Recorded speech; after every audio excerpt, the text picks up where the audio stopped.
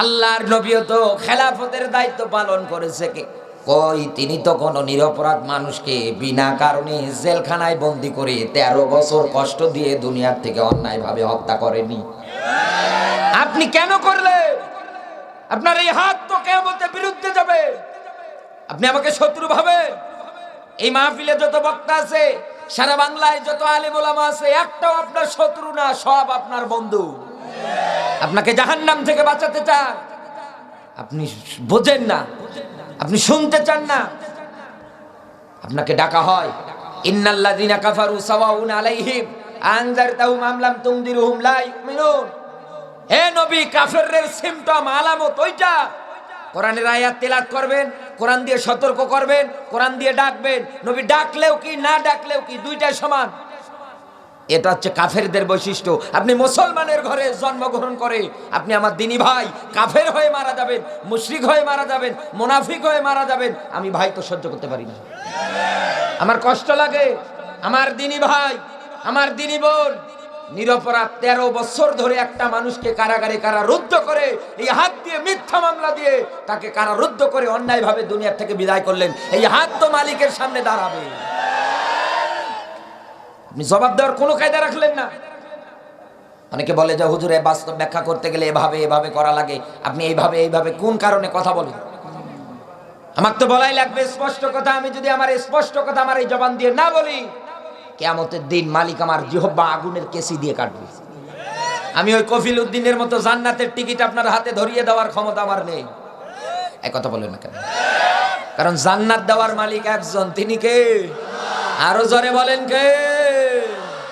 পৃথিবীতে কেউ স্থায়ী হয় না, অকনাশে ফেরাউন কি বানামরুদ। কেউ ভবে চিরকাল রয় না। পৃথিবীতে কেউ স্থায়ী হয় না, হোক না সে ফেরাউন কি বানামরুদ। কেউ ভবে চিরকাল রয় না। চলে যায় সব ছেড়ে যেতে হয়, মৃত্যু মানে না কোনো পরিচয়। সব রাজা মহারাজা আর মহাবীর, সব রাজা মহারাজা আর মহাবীর, কাউকে সে অবকাশ দেয় না। কেউ ভাবে চিরকাল রয় না। ফেরাউন শ্রেষ্ঠ ছিল না, মৃত্যু তাকেও ছেড়ে দিল না। থেকে গেছে তার সব স্মৃতিচিহ্ন, থেকে গেছে তার সব স্মৃতিচিহ্ন। কেউ যেন ফেরাউন হয় না। পৃথিবীতে কেউ স্থায়ী হয় না, হোক না সে ফেরাউন কি বানামরুদ। কেউ ভাবে চিরকাল রয় না। আলহামদুলিল্লাহ, বাংলাদেশের ঐতিহ্যবাহী জেলা সিরাজগঞ্জ শাহজাদপুর থানার অন্তর্গত ইবতেদায়ী ও হাফিজিয়া মাদ্রাসার উদ্যোগে ৬ষ্ঠ বাৎসরিক ঐতিহাসিক তাফসিরুল কোরআন মাহফিল। আজকের এই তাফসিরুল কোরআন মাহফিলের সভাপতির দায়িত্বে যিনি আছেন হাজিউল হারামাইন আলহাজ মোহাম্মদ আব্দুস সামাদ আকন্দ, হায়াতে তাইয়্যিবা সিহাতে কুল্লিয়া কামনা করছে আল্লাহ যেন দান করে, বলেন আমিন। দল মত নির্বিশেষে প্রাণ প্রিয় সিরাজগঞ্জ শাহজাদপুরবাসী আল্লাহর দরবারে নত শিরে শুকরিয়া আদায় করছি যে মহান মালিক হাজারো হাজারো মানুষের ভিতর থেকে বাছাই ছাঁটাই করে কোরআনে কারিম বলবার এবং শুনবার জন্য কবুল করেছে। খুশি হয়ে বলছি আলহামদুলিল্লাহ। এই পৃথিবীর ময়দানে আপনি একটা জিনিস খেয়াল করবেন, তাকিয়ে দেখবেন, এই দুনিয়ার ময়দানে কোরআনে কারিমের পথে, ইসলামের পথে, দ্বীনের পথে মালিক সবাইকে কবুল করে না, করছেও না। দ্বীনের পথে, ইসলামের পথে মালিক বাছাই আর ছাঁটাই করে কবুল করে। এর এই দ্বীনের পথে কোনো কাফের, কোনো মুনাফিক, কোনো মুশরিক, কোনো ইহুদি নাসারারা দ্বীনের পথে টিকে থাকতে পারে না। দ্বীনের পথে টিকে থাকতে পারে দুনিয়ায় যারা খাঁটি মুমিন ওরা। আচ্ছা, এই দুনিয়ার ময়দানের দিকে আপনি মিলিয়ে দেখবেন, চেহারা সুরত দেখলে মনে হচ্ছে জান্নাত থেকে পালিয়ে এসেছে, অথচ সব মানতে পারে কিন্তু কোরআন মানতে পারে না। সব কিছুর আন্দোলন সহ্য করতে পারে। এই জমিনে ইসলাম কায়েম হোক, কোরআনের বিধান কায়েম হোক, দুর্নীতি, চিটারি, বাটপারি, অপসংস্কৃতি যত আছে সব কোরআনের আইন দিয়ে বন্ধ হোক। এই দেশের মধ্যে আপনি মিলিয়ে দেখবেন, মুমিন নামে পরিচয় দিয়ে মুসলমানের ছদ্মবেশ ধরে মুনাফিকের বাচ্চারা বসে বসে হাজারো পায়তারা শুরু করে এই দুনিয়া থেকে এই হকপন্থী মানুষদেরকে বিদায় করার জন্য। আপনি আমার কথাটা সঙ্গে ঠিক বললেও ঠিক, না বললেও ঠিক, কারণ এটা অতীতের ইতিহাস। এটা অতীতের ইতিহাস। নবী রাসূলদের মধ্যে যারা এই দ্বীনের দাওয়াত দিতে এসেছিলেন সত্য বিধান আকারে, তারা সবাই রাজপথে মার খেয়েছে, জুলুম নির্যাতন সহ্য করেছে, তাদেরকে বিদায় করার জন্য পায়তারা করেছে। অপসংস্কৃতিকে দুনিয়ার থেকে বিদায় করে দেওয়ার জন্য মানুষের মন গড়া রাজনীতি তৈরি করা, ইসলাম বাদ দিয়ে, কোরআন বাদ দিয়ে, এই রাজনীতিকে বিদায় করার জন্য তারা যখন প্রচেষ্টা চালিয়েছে, তখন এই কাফের বেঈমান যারা ছিল তারা বসেছিল না। তারা কোরআনের এই রাসূলদেরকে, আল্লাহ তাআলার এই রাসূলদেরকে, ইসলামের বিধানকে, কোরআনের বিধানকে উৎখাত করার জন্য সব জায়গার মধ্যে তারা আইন তৈরি করে দিয়েছে। আমার একটা প্রশ্ন, ১৫০০ বছর আগে, হাজার হাজার বছর আগে আবু জাহেল দুনিয়ায় এসেছিল, একথা বলেন না কেন? আদম থেকে শুরু করে নিয়ে মোহাম্মদ রাসূলুল্লাহ পর্যন্ত যত নবী রাসূল দুনিয়ায় এসেছিলেন, দ্বীনের দাওয়াত যারা দিতে গিয়েছে, স্বৈরাচার তৈরি হয়ে গেছে। মুসা নবীর বিরুদ্ধে ফেরাউন, ইব্রাহিম আলাইহিস সালাতু ওয়াস সালামের বিরুদ্ধে তৈরি হয়ে গেছে নমরুদ, আল্লাহর নবী মুহাম্মদ রাসূলুল্লাহ সাল্লাল্লাহু আলাইহি ওয়াসাল্লামের বিরুদ্ধে তৈরি হয়ে গিয়েছে আবু জাহেল, উতবা, সাহেবা, এরপরে আবু লাহাব। কথা বলছেন কেন? যাদের নামগুলো আমি সিরিয়াল আকারে বললাম, এরা কি কেউ কি মুসলমান? বলেন না কেন? আওয়াজ দেন। মুসলমান? একটাও মুসলমান না, সব কাফের। না, কথা বলেন। যাদের নামগুলো আমি সিরিয়াল আকারে বললাম, একটাও মুসলমান না, সব কাফের। এই দুনিয়ার ময়দানে আজ আপনি মিলিয়ে দেখেন, কোন হিন্দু আমাদের কোরআনের মাহফিলের আয়োজন বন্ধ করে না, কোন খ্রিস্টান কোরআনের আয়োজন বন্ধ করে না। এদেশে কোরআনের আয়োজন বন্ধ করে যারা নামধারী মুনাফিক, তারা চেহারা সুরত দেখলে মনে হয় ও মুসলমান। ঈমান দেখবেন, যেদিকে পানি ওইদিকে ছাতা ধরে বসে আছে। এই পৃথিবীর ময়দানে কোরআনে কারিমের পথিক, ইসলামী আন্দোলনের পথিক কারা, আমি তাদের ব্যাখ্যা আজকে আপনার মাঝে স্পষ্ট আকারে দিয়ে যাব। আমার কথাগুলো ভালো করে আপনি শুনবেন, কারণ কোরআন আবেগ দিয়ে শোনার জিনিস না, বিবেক দিয়ে শোনার জিনিস। কিয়ামতের ময়দানে এই চোখ সম্পর্কে জিজ্ঞাসা হবে। মাথার থেকে শুরু করে পায়ের আঙ্গুল পর্যন্ত যত অঙ্গ প্রত্যঙ্গ, যত নিয়ামত রাজি দুনিয়ায় আল্লাহ দিয়েছে, প্রত্যেকটা নিয়ামতের হিসাব দেওয়া লাগবে কার সামনে? আরো জোরে বলেন, কার সামনে? মালিক ওই দিন আল্লাহ তাআলা আপনার কাছে হিসাব নেবে। হিসাব যদি দিতে না পারেন, উল্টা পাল্টা করে ফেলেন, কিয়ামতে জবাব যিনি নেবে কঠোরভাবে তিনি হচ্ছেন আমার আল্লাহ। ওই দিন কিন্তু ঘুষ চলবে না, কারো চামচাগিরি চলবে না, যে আল্লাহ এটা আমার দলের লোক। কথা বলেন না কেন? আজ এই দেশে অপরাধ করে এক দলের লোক, নাম হয় আরেক দলের। গাড়িতে আগুন লাগায় এক দল, নাম হয় টুপিওয়ালার। হত্যা করে নিরপরাধ মানুষদেরকে বুলেট চালিয়ে বুকে। নাম হয় এদেশের টুপিওয়ালা যারা রাজাকার, তারা। এর নাম বাংলাদেশ। আমার বন্ধুরা খেয়াল করবেন, এই পৃথিবীর ময়দানে মুমিন ইমানদার যারা, সত্যিকারের কোরআনের পথিক যারা, ১৫০০ বছর আগেই আমার আল্লাহ কোরআনে তাদের সিমটম আলামত দিয়েছে। কোরআনে কারীম জানিয়েছে, ইন্নামাল মুমিনুনা আল্লাযীনা ইযা যুকিরাল্লাহ। খুব একেবারে পরিচিত আয়াত। বিভিন্ন তাফসীর মাহফিল, ওয়াজ মাহফিল, ইসলামিক জালসা, এরপরে ইসালে সাওয়াব, বিভিন্ন জায়গাগুলোতে যাবেন, দেখবেন যে এই আয়াতটা পড়ে পড়ে অনেকে ব্যাখ্যা করে। কেউ কেউ দেখবেন আয়াতের ব্যাখ্যা করতে গিয়ে শুধু সুবিধাবাদ আর জিন্দাবাদের সাপোর্ট নিয়ে ব্যাখ্যা করে চলে যায়। আল্লাহ তাআলা ডাক দিচ্ছেন দুনিয়ার ময়দানে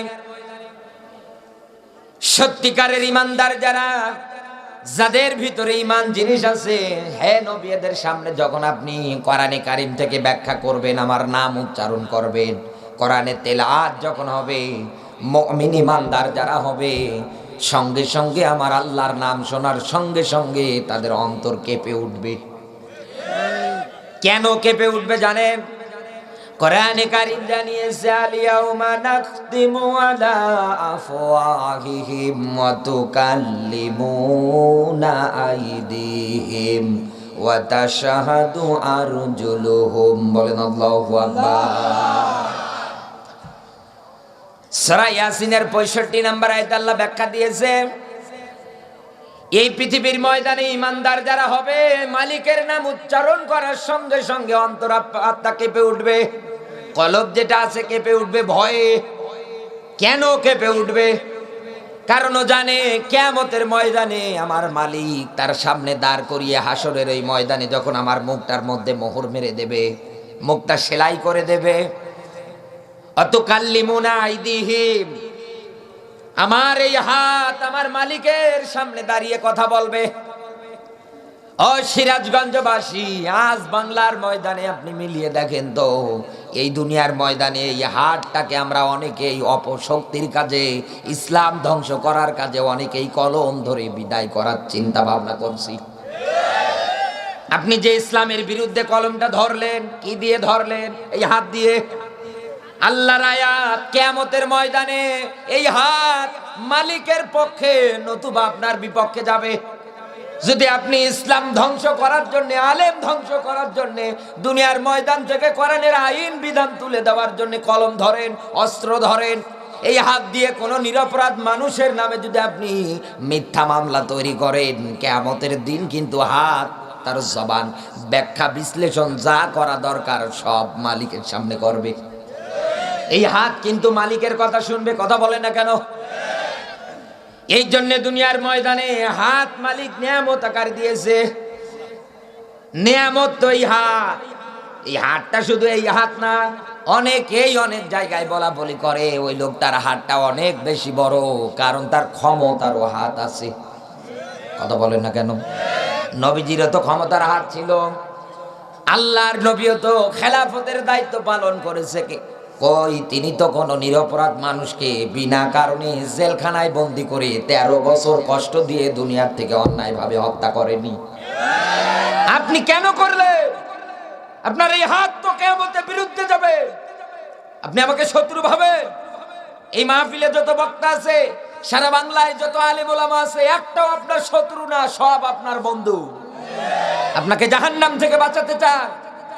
আপনি বোঝেন না, আপনি শুনতে চান না। আপনাকে ডাকা হয়, ইন্নাল্লাযীনা কাফারু সাওয়াউন আলাইহিম আনযারতাহুম আম লাম তুনদিরহুম লা ইউমিনুন। হে নবী, কাফেরদের সিম্পটম, আলামত ওইটা। কোরআনের আয়াত তেলাওয়াত করবেন, কোরআন দিয়ে সতর্ক করবেন, কোরআন দিয়ে ডাকবেন। নবী ডাকলেও কি না ডাকলেও কি, দুইটাই সমান। এটা হচ্ছে কাফেরদের বৈশিষ্ট্য। আপনি মুসলমানের ঘরে জন্মগ্রহণ করে আপনি আমার দিনী ভাই কাফের হয়ে মারা যাবেন, মুশরিক হয়ে মারা যাবেন, মুনাফিক হয়ে মারা যাবেন, আমি ভাই তো সহ্য করতে পারি না। আমার কষ্ট লাগে। আমার দিনী ভাই, আমার দিনী বোন নিরপরাধ 13 বছর ধরে একটা মানুষকে কারাগারে কারারুদ্ধ করে এই হাত দিয়ে মিথ্যা মামলা দিয়ে তাকে কারারুদ্ধ করে অন্যায়ভাবে দুনিয়া থেকে বিদায় করলেন। এই হাত তো মালিকের সামনে দাঁড়াবে, আপনি জবাব দেওয়ার কোনো কায়দা রাখলেন না। অনেকে বলে যে হুজুরে বাস্তব ব্যাখ্যা করতে গেলে এভাবে এভাবে করা লাগে, আপনি এইভাবে কোন কারণে কথা বলেন? আমার তো বলাই লাগবে স্পষ্ট কথা। আমি যদি আমার স্পষ্ট কথা আমার এই জবান দিয়ে না বলি, কিয়ামতের দিন মালিক আমার জিহ্বা আগুনের কেসি দিয়ে কাটবে। আমি ওই কফিল উদ্দিনের মতো জান্নাতের টিকিট আপনার হাতে ধরিয়ে দেওয়ার ক্ষমতা আমার নেই। এই কথা বলেন না কেন? কারণ জান্নাত দেওয়ার মালিক একজন, তিনি কে? আরো জোরে বলেন কে? আমার আল্লাহ। আমার বন্ধুরা ভালো করে বুঝবেন, এই হাত দিয়ে যদি আপনি কোনো মানুষকে কষ্ট দেন, এই হাত দিয়ে যদি দুনিয়ার ময়দানে কোনো মানুষের জমির আইলটা আপনি কেটে আপনার দিকে নিয়ে নেন, আল্লাহর নবী ব্যাখ্যা দিয়েছেন, কোন মানুষ যদি এই হাত দিয়ে অন্যায়ভাবে অন্যের জমি জায়গা দখল করে নেয়, সেটা যদি কিঞ্চিত পরিমাণ অংশ হয়ে থাকে, কিয়ামতের দিন 7 তবক জমিন আসমান মালিক তার মাথার উপরে চাপিয়ে দেবে। পাপের এই ভারগুলো বহন করে করে নিয়ে যাবে। ফেরেশতারা একজন আর একজনকে টিটকারি মারবে আর ডাক দিয়ে বলবে আলামা সাইয়াজিরুন, দেখো কত নিকৃষ্টতম বোঝা ওই লোকগুলো বহন করে নিয়ে যায়। ও বন্ধু, আমি তো আপনাকে বাঁচাতে চাই, আমি তো আপনাকে জাহান্নাম থেকে বাঁচাতে চাই। এই হাতটা আপনি ক্ষমতা পেয়েছেন, এই হাতের আপনার ক্ষমতা আছে, আপনার শেয়ার আছে, এটা আপনি ইসলামের কাজে কোরআনের কাজে ব্যয় করবেন। কিয়ামতের দিন এই হাত আপনার পক্ষে যাবে, মালিকের সামনে দাঁড়িয়ে দাঁড়িয়ে সাক্ষ্য দেবে, মালিক তোমার এই বান্দা আমাকে দিয়ে এই জমিনের ময়দানে কোনোদিন অন্যায় কাজ হতে দেয়নি, মালিক কিন্তু ওই দিন সাক্ষ্য গ্রহণ করে জান্নাতের মেহমান করে দেবে। এরপর পরে আল্লাহর সাক্ষী হবে কিয়ামতে। ওয়াতাশহাদু আরজুলুহুম, এই যে পা। যুবক ভাই, এই জায়গার মধ্যে যারা বসে আছো, তোমাদেরকে আমি আজকে সাবধান করে যাই। তাফসীর মাহফিল, ওয়াজ মাহফিলে আসো, ভালো কাজ যেটা আমি সাপোর্ট করি আর উৎসাহ দেই, যেই জায়গায় তাফসীর মাহফিল ওয়াজ মাহফিল হোক না কেন, ওই জায়গায় তোমরা চলে যাবা।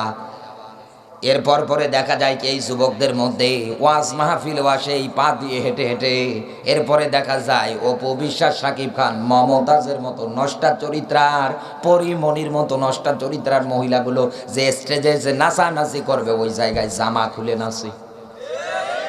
এই তো জবান বন্ধ হয়ে গেল। উচিত কথা এবার আপনার টান পড়ে গিয়েছে, এই জন্য জবানটা বন্ধ হয়ে গেল। ও বন্ধু, একটা বার খেয়াল করেন, কিয়ামতের দিন এই পাটা যদি বিরুদ্ধে চলে যায়, এই পাটা যদি মালিকের সামনে দাঁড়িয়ে আপনার বিরুদ্ধে সাক্ষ্যগুলো দিতে শুরু করে দেয়, ও মালিক, প্রেমিকার হাত ধরে বিভিন্ন পার বিভিন্ন জায়গায় আমাকে ব্যবহার করে হাঁটাহাঁটি করেছে, অবৈধ সম্পর্কের কাজে এগিয়ে এগিয়ে চলেছে, আমাকে ব্যবহার করে করে কোরআনের মাহফিলে এসে বন্ধ করার চিন্তা ভাবনা তৈরি করে দিয়েছে। একটার পর একটা যখন বিরুদ্ধে আপনার সাক্ষ্যগুলো দিয়ে দেবে, ওই দিন বাঁচার কোনো উপায় থাকবে না। ওই দিন শুধু হাউমাউ করে কাঁদবেন আর ডাক দিয়ে বলবেন, মালিক, ও মালিক, আমাকে গিয়ে আরেকটা বার সুযোগ দিয়ে হায়াত দিয়ে দুনিয়ায় পাঠানো যায় না? ও মায়েরা, ও বোনেরা, ভালো করে বুঝবেন, এই আয়াত শুধু পুরুষদের জন্য না, এই আয়াত আপনাদের জন্যেও। কথা বলেন না কেন? আল্লাহ তাআলা বলেন, কোরআন নাজিল করে দিয়েছে আমি, আর কোরআনের বিধান মানা হচ্ছে ফরজ। এটা কিন্তু নফল না, সুন্নাত না, ওয়াজিব না, কোরআনের বিধান মানা কি? আরো জোরে বলা লাগবে, ফরজ। মায়েরা যারা আছেন, হাত দিয়ে খবরদার কাউকে কষ্ট দেবেন না। এই পা দিয়ে হেঁটে হেঁটে কোনো দিন কোনো খারাপ জায়গায় যাবেন না। আপনি যদি যান, কিয়ামতের দিন কিন্তু মালিক আপনাদের ঠিকানাটা জাহান্নামে দিয়ে দেবে। এই কারণে আরেকটা বললাম, আল্লাহ তাআলা ডাক দিলেন, ইন্নামাল মুমিনুনা আল্লাযীনা ইযা যুকিরাল্লাহ, ইমানদার যারা হবে, হে নবী, আয়াত যখন তেলাওয়াত হবে, আমার নাম যখন উচ্চারণ হবে, সঙ্গে সঙ্গে হে নবী, ইমানদার যারা হবে ওদের অন্তরাত্মাগুলো কেঁপে উঠবে। তার মানে কোরআনের আয়াত হচ্ছে সূরা ইয়াসিনের 65 নম্বর আয়াত। আল্লাহ ডাকছেন, হাতটাকে অবৈধভাবে ব্যবহার করো না, সাক্ষ্য দেবে কিন্তু। এই পাটাকে খারাপ কাজে নিও না, সাক্ষ্য দেবে কিন্তু। ইমানদারেরা আয়াত শোনার সঙ্গে সঙ্গে সাবধান হয়ে যাবে, সতর্ক হয়ে যাবে, কোনো দিন আর এই কাজগুলো করা যাবে না। কিন্তু বড্ড আফসোস লাগে ভাইরা, এই দুনিয়ার ময়দানে কোন হিন্দুদের সামনে বসে এইরকম তাফসীর মাহফিল, ওয়াজ মাহফিলের আয়োজন করা হয় না। কোন খ্রিস্টানেরা বসে থাকে না, যারা বসে থাকে ওরা কিন্তু মুসলমান। কথা বলে, এই মুসলমানেরা বসে থাকে রাত 12টা, 12:30, 1টা পর্যন্ত আলোচনা হয়।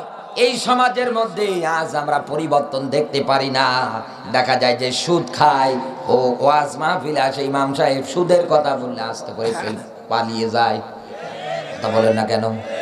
মুনাফিক যেটা আছে, কোরআনের আয়াত শুনলে ইমান বাড়া তো দূরে থাক, অন্তরা আত্মা কেঁপে ওঠা তো দূরে থাক, ও আরো রাগ করে।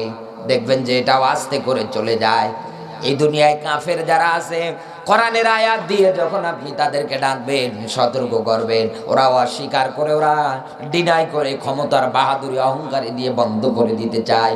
ও বন্ধু, ইসলাম কোনোদিন বন্ধ করা যাবে না, কোরআন কোনোদিন বন্ধ করা যাবে না। এই দুনিয়ার থেকে টুপিওয়ালা আলেমদেরকে কোনোদিন কোনো বাবার বেটার বেটিরও ক্ষমতা নেই দুনিয়ার থেকে বিদায় করা। আছে, থাকবে। কথা বলেন না কেন? আপনি ইমানদার হতে পারছেন না, এটা আপনার ব্যর্থতা। কেন আপনার কোরআন শুনলে অন্তর গলে না? কেন আপনার কোরআন শুনলে দুনিয়ার ময়দানে রাগ হয়? এটা তো ছিল আবু জাহেলের স্বভাব। আল্লাহর নবী আমার যখন কোরআন পড়তেছিলেন, শুরু অবস্থায় কোরআনটা সংসদে নিয়ে যাওয়ার চিন্তা ভাবনা তখন কিন্তু নবীজির ছিল না। ইতিহাস যারা ব্যাখ্যা করেছে, বর্ণনা করেছে, আবু জাহেল কাফের অবস্থায় থাকাকালীন নবীজির কণ্ঠে গিয়ে গিয়ে কোরআনগুলো শ্রবণ করতেন, কোরআনের তেলাওয়াতগুলো আবু জাহেল শুনতেন।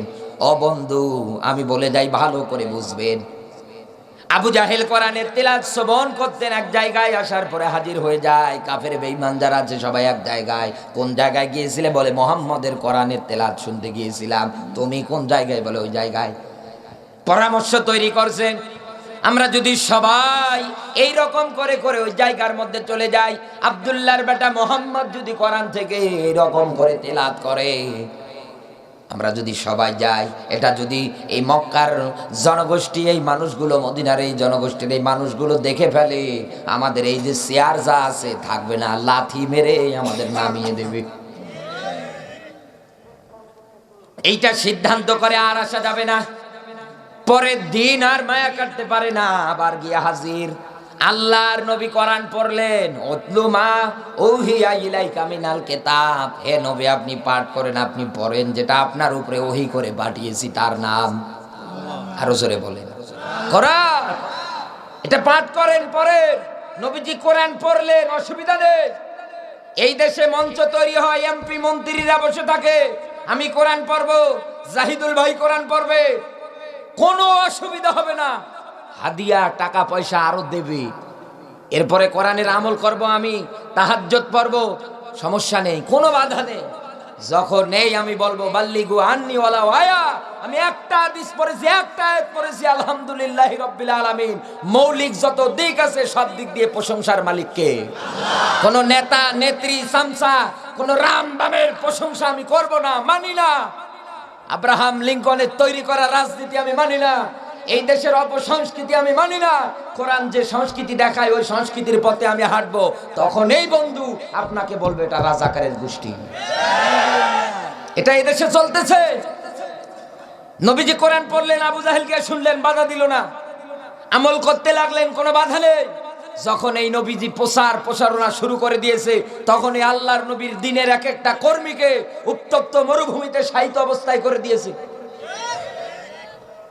বাবলা গাছের কাঁটা জিহ্বায় ফুটিয়ে দিয়েছে হযরতে বেলালে। আম্মার বিন ইয়াসিরকে দুনিয়ার থেকে বিদায় করলে। কাট্টা কাট্টা এই কাফেরের বাচ্চাগুলো তারা একটার পর একটা ইসলামী আন্দোলনের কর্মীদেরকে বিদায় করে দিচ্ছে। কোন কারণে? যখনই কোরআন দিয়ে রাসূলুল্লাহ কোরআনের বাণীগুলো প্রচার সবার মাঝে তাবলীগটা শুরু করে দিলেন, তখন এই বাধা এসেছে। এই দেশে আজ কত মানুষ বলে আমরাও তো নবীওয়ালা কাজ করি, আমরাও তো তাবলীগ করি, কই তো বাধা হয় না। আরে বেটা, বিশ্ব নবী যে কায়দায় তাবলীগ করেছে ওই কায়দায় করতে যা, তোকেও আল্লামা সাইদির মতো 13 বছর জেল খেটে মরা লাগবে। ওই রকম তাবলীগ করতে পারে না। যেদিকে পানি ওইদিকে ছাতা, দোদুল্যমান, একবার এদিকে একবার ওদিকে। কথা বলেন না কেন? আমার কথায় রাগ হয়? মন খারাপ করে? আমি বাস্তব ব্যাখ্যা করছি। কোন কাফেরের অন্তর গলবে না কোরআন শুনলে, কোন বেঈমান মুনাফিকের অন্তর গলবে না কোরআন শুনলে। কোরআন শুনলে অন্তর গলে যাবে মোমের মতো, সোনায় সোহাগা ছিটিয়ে দিলে যেমন গলে যায়, একদম খাঁটি হয়ে যায়। ইমানদার যারা হবে স্পষ্ট ব্যাখ্যা শুনলে, লিতুবাইয়িনা লিন-নাস, স্পষ্ট ব্যাখ্যা শুনলে ইমানদার যারা হবে ইমান যা আছে বাড়িয়ে দেবে কে? আরো জোরে বলেন, বাড়াবে কে? এই যে আয়াতটা পড়লাম, লিতুবাইয়িনা লিন-নাস, সূরা নাহাল 16 নম্বর সূরা 14 নম্বর পারার 44 নম্বর আয়াতে আছে। এখানে আলেম যারা বসে আছেন জিজ্ঞাসা করেন, বালাগাত মান্তিকের একটা চ্যাপ্টার আছে, একটা অধ্যায় আছে, এটা পড়তে গিয়ে পাওয়া যায় কি 13 নম্বরের একটা কায়দা আছে। এই লাম ব্যবহার হয় জিন্দা মানুষদের জন্য। লাম ব্যবহার কিসের জন্য? আরো জোরে বলেন। লাম ব্যবহার হয় জিন্দা মানুষদের জন্য। এদেশের সিস্টেম আলাদা, এদেশের সিস্টেম আলাদা। আল্লাহ বলছেন কোরআনের আয়াত তেলাওয়াত করলে ইমানদার যারা আছে ইমান বাড়বে, ভয় তৈরি হবে, আমার অন্তর আত্মা কেঁপে উঠবে। জিন্দা থাকাকালীন অবস্থায় কোরআনের আয়াত তেলাওয়াত করতে দেয় না, আরো বন্ধ করে দেয়। মারা গেলে বসে বসে কোরআন পড়েন, কে বলেছে আপনাকে? বলেন। কোরআন তো কোনো মরা মানুষের জন্য আসেনি। কোরআন তো পথ দেখাবে জিন্দা মানুষদের জন্য। লিতুখরিজান্নাস মিনাজ জুলুমাতি ইলান নূর, এই আয়াত আপনার বাবাও অস্বীকার করতে পারবে না, আপনিও পারবেন না। রদ বদল করা তো দূরের থাক, জিন্দা মানুষদেরকে কোরআন অন্ধকারের পথ থেকে আলোর পথে নিয়ে যাবে, আলোর পথ দেখাবে। এই নূর মানে জান্নাত, একদম জান্নাত পর্যন্ত নিয়ে যাবে। কিন্তু এই দেশের সিস্টেম আলাদা। জিন্দা থাকাকালীন অবস্থায় বলে হুজুর ধরো, হুজুর মারো, যারা কোরআনের কথা বলে এদেরকে ধরো আর মারো, আর সকাল বিকাল নাস্তা করো, এই স্লোগান দেয়। রাজপথে নেমে আন্দোলন করা তো দূরে থাক, কোরআনের পক্ষে থাকা তো দূরে থাক। তাদের স্লোগান একটাই হয়, অলকাউ ফিহি লাআল্লাকুম তাগলিবুন। যে জায়গায় কোরআন প্রচার হয় হট্টগোল তৈরি করো, নাচানাচি করো, মারামারি বাজিয়ে দাও, কোরআন যেন প্রচার না হয়। এই মানুষটা যখন মরে যায়, কোন বিবেকে কোরআন পড়ে না? আমারে বলে, মরা মানুষের জন্য কোরআন, মরা মানুষদের জন্য কোরআন। এরপরে কি দিলেন? ওয়ালা আল্লাহুম ইয়াতাফাক্কারুন। হে নবী, জিন্দা মানুষদের সামনে কোরআন থেকে ব্যাখ্যা হবে এই কারণে, জিন্দা মানুষেরা চিন্তা ভাবনা করবে। কারণ চিন্তা ভাবনা করার মতো কলব, এই যে অজিলাত কুলুবুহু, কলবটা দিয়েছে কে? আরো জোরে বলেন কে? কেঁপে উঠবে। সিস্টেম আলাদা এই দেশে। আমার বন্ধুরা, আল্লাহর নবী মুহাম্মদুর রাসূলুল্লাহ সাল্লাল্লাহু আলাইহি ওয়াসাল্লামের কণ্ঠে শুধু তারা তেলাওয়াত শুনেই শেষ করে দেয় না। আল্লাহর নবী আমার আলামিন ছিলেন, সাদিক ছিলেন। নবীজি কোনোদিন কোনো মিথ্যা কথা বলেনি। আর এই রায়, এই ফয়সালাটা যিনি দিয়েছেন, আলামিন উপাধি যিনি দিয়েছেন, তিনি হচ্ছেন আবু জাহেল, ইসলামের সবচাইতে বড় দুশমন। ট্রাইব্যুনাল গঠন করে, আইন পাশ করে ডাক দিয়ে বললেন, এই দুনিয়ার ময়দানে শ্রেষ্ঠতম আমানতদার যদি দেখতে যাও, সত্যবাদী মানুষ যদি দেখতে যাও, তাহলে আব্দুল্লাহর বেটা মুহাম্মদের দিকে তাকাও। সুবহানাল্লাহ বলতে পারেন? আরবের এই লোকগুলো করতো কি, নিজের সম্পদ আদি টাকা পয়সা গুলো এনে এনে নবীজির কাছে একটার পর একটা জমা জমা করে রাখতে আরম্ভ করলেন। নিজের মাকে বিশ্বাস করতে পারে না, নিজের বোনকে বিশ্বাস করতে পারে না, নিজের রক্তীয় ভাইকে বিশ্বাস করতে পারছে না। তারা সম্পদ আদি টাকা পয়সা গুলো রাসূলুল্লাহর কাছে এনে জমা জমা করে রাখতেন। কাফের বেঈমানের মধ্যে এমনও যারা আছে, পরীক্ষা করার জন্যে আল্লাহর নবীর কাছে সকালে টাকা রেখে যেতেন, বিকাল বেলা এসে বলতেন, মুহাম্মদ আমাদের টাকাগুলো দিয়ে দাও। যেমনে ভাবে দিয়েছে ওমনে ভাবে রাসূলুল্লাহ আবার ফিরিয়ে দিতেন। একবারে চিৎকার মেরে আওয়াজ দিয়ে ডাক দিয়ে বলতেছে, এই খোলা আসমানের নিচে জমিনের উপরে তোমার মতো আমানত। আর নবী আমার দিনের তাবলীগ যখন শুরু করে দিলেন, দিন কায়েম করার জন্য যখন আমার আল্লাহ পাক আয়াতের তাগিদ দিলেন, আল্লাহর নবী এই দিনের তাবলীগটা করতে গিয়ে মারার প্ল্যান পরিকল্পনা তৈরি হয়ে গেল। বিশ্ব নবীকে দুনিয়ার থেকে হত্যা করে বিদায় করে দেওয়ার পরিকল্পনা তৈরি হয়ে গেল। বলেন তো বন্ধু, বিশ্ব নবীর অপরাধটা কি? আরো জোরে বলে। একটাই মাত্র অপরাধ, শুধু কোরআন প্রচার করা, কোরআনের কথা প্রচার প্রসারণা করা, এই কোরআন সংসদে নিয়ে যাওয়ার জন্য এই কোরআনের আইন সব জায়গায় বাস্তবায়ন করার জন্য আল্লাহর নবী প্রচেষ্টা যখন চালাতে আরম্ভ করলেন, এটাই ছিল বিশ্ব নবীর অপরাধ। আজও বাংলার ময়দানে আলেমরা জেলখানায় বন্দী, কোনো অপরাধ নেই, একটা মাত্র অপরাধ, শুধু কোরআনের বিধান কায়েম করা, এটাই অপরাধ। এই দেশে বাবার আইন কায়েম করবেন, কেউ কিছু বলবে না। নানার আইন, নানির আইন, বোনের আইন, নেত্রীর আইন সব কায়েম করবেন, কেউ কিছু বলবে না। যখন এই আপনি বলবেন আমি কোরআনের আইন চাই, কোরআনের শাসন চাই, আনা আকিমুদ্দিন, এই জমিনে আমি দিন কায়েম করব, তখন এই দেখবেন আপনাকেও বাধার সম্মুখীন হওয়া লাগবে। দুনিয়ায় কোনো মানুষ যদি এই আইন প্রতিষ্ঠিত করতে গিয়ে বাধা দেয়, এক বাক্যে বুঝবেন ওটা কিন্তু মুসলমান না, ওটা কিন্তু মুনাফিক। ইসলামে রাজনীতি আছে, এটা যারা পছন্দ করে না, ওটা কি বলেন না কেন? মুনাফিক। জিহাদের আয়াত বললে অন্তরে কষ্ট লাগে। হুজুর ইমাম সাহেব জিহাদের আয়াত বলেন, দিনকাল ভালো না, আপনি দেখছেন না? হুজুর কি করবেন? মা বাবার ওয়াজ করে। মা বাবার ওয়াজ যে আল্লাহ নাজিল করেছে, ওই আল্লাহ কিন্তু জিহাদের আয়াত নাজিল করেছে। ইয়া আইয়ুহাল্লাযীনা আমানু হাল আদুল্লুকুম আলা তিজারাতিন তুনজিকুম মিন আযাবিন আলীম। চুক্তিবদ্ধ হয়ে যাও ইমানদারেরা আমার সাথে, জীবন দিয়ে, মাল দিয়ে আমার সঙ্গে চুক্তিবদ্ধ হয়ে যাও, আমি মালিক গ্যারান্টি দিচ্ছি তোমাদেরকে জাহান্নামের আগুন থেকে বাঁচাবো।